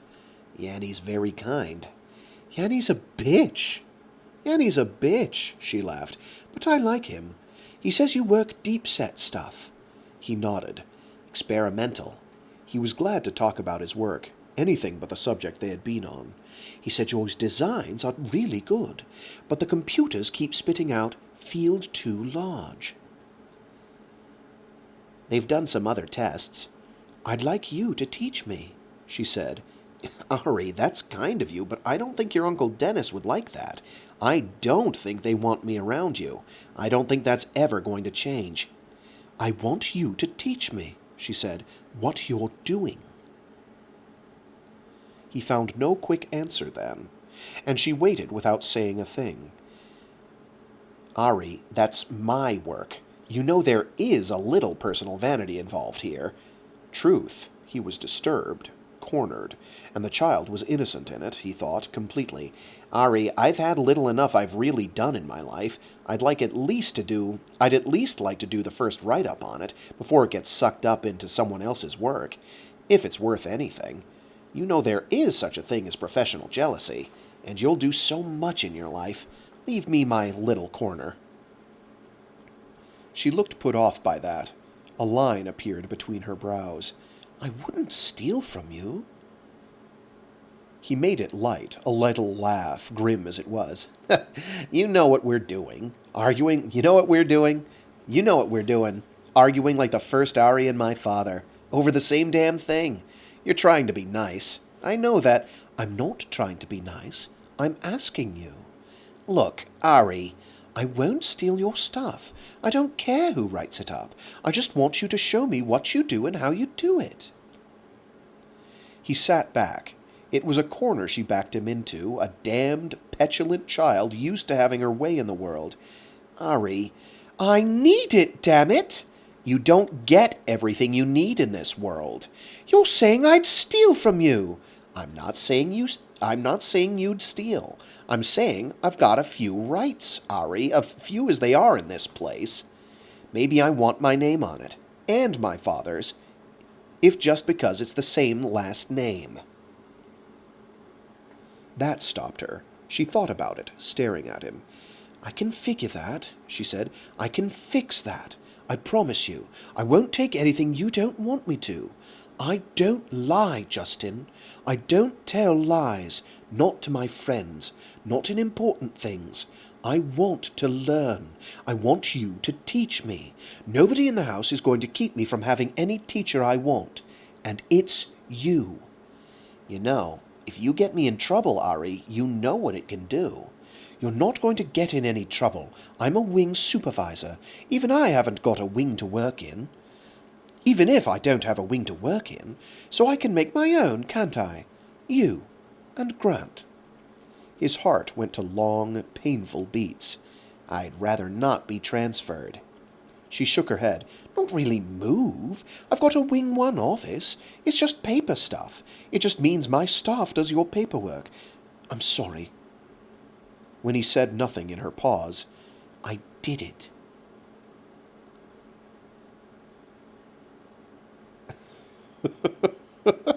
Tad presumptuous, but let's go. Not really move.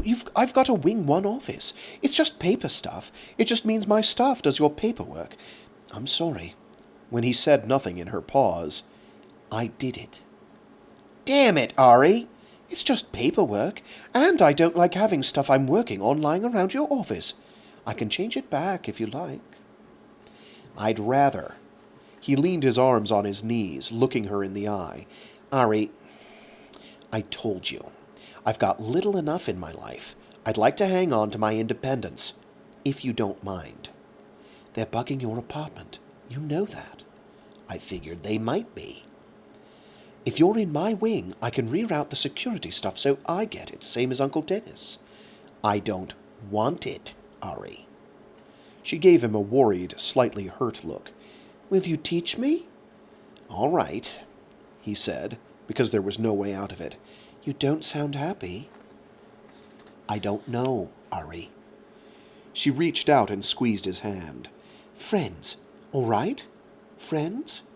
He squeezed hers and tried to believe it. They'll probably arrest me when I get back to the house. No, they won't.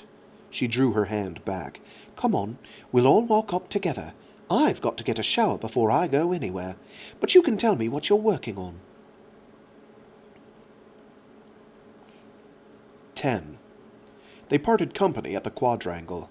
He walked on, heart racing as he walked toward the Wing 1 doors, where the guard always stood, where, quite likely, the guard was getting an advisement over the pocket comm, or sending one and getting orders back. He had seen enough of security's inner rooms.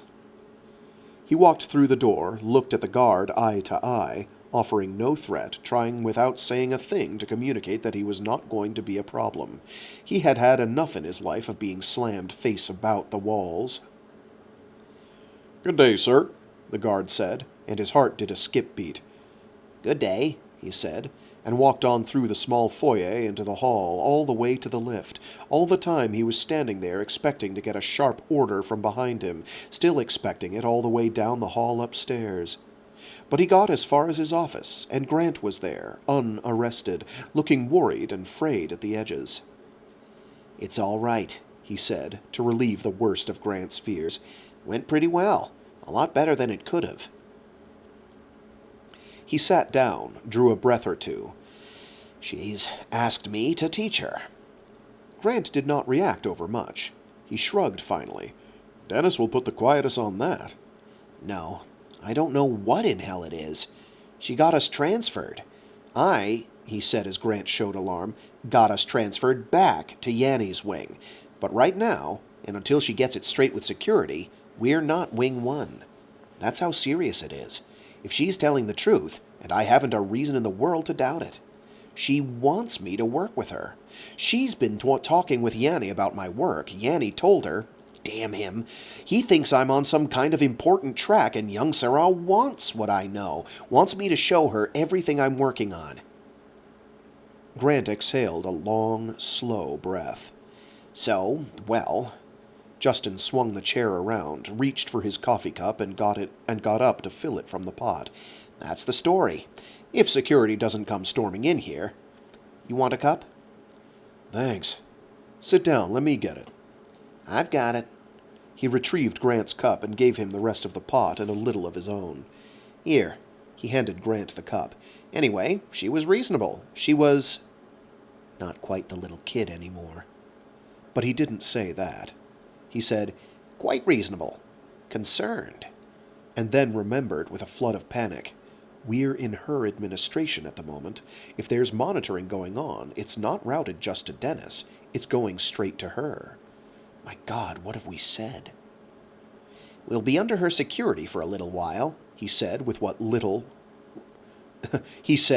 little remember the eavesdroppers sign, and Grant's eyes followed that move. trying to remember what he had said, too, he imagined, and to figure out how a young and very dangerous CIT could interpret it. And that is where we will call it for today. Let me flip ahead here.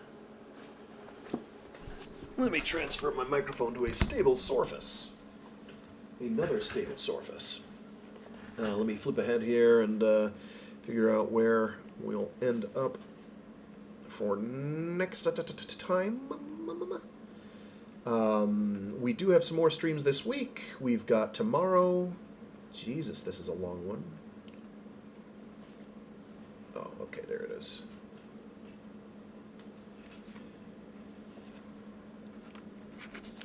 We do have more streams this week, tomorrow, and I think it is Thursday. Yes, Thursday. I apologize for not notifying people on the Discord earlier. I totally forgot. Whoops. I have also, and I have not posted that in the Discord either, I have updated the playlists as of the 1st of May. So you've got that set and taken care of. There. It's just updating the year-long playlist and the Cyteen-specific playlist. That's all.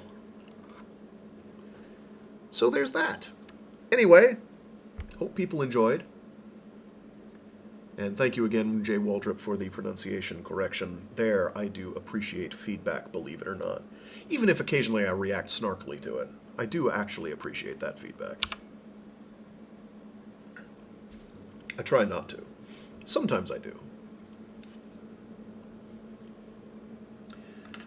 Anyway, stay safe, stay sane, enjoy yourselves, be decent to each other, do whatever. I don't know.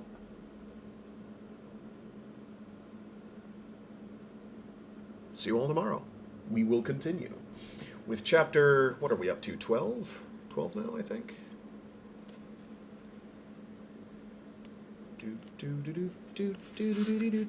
Yes, chapter 12. We will continue with chapter 12 mañana. How long is that chapter anyway? It's pretty long.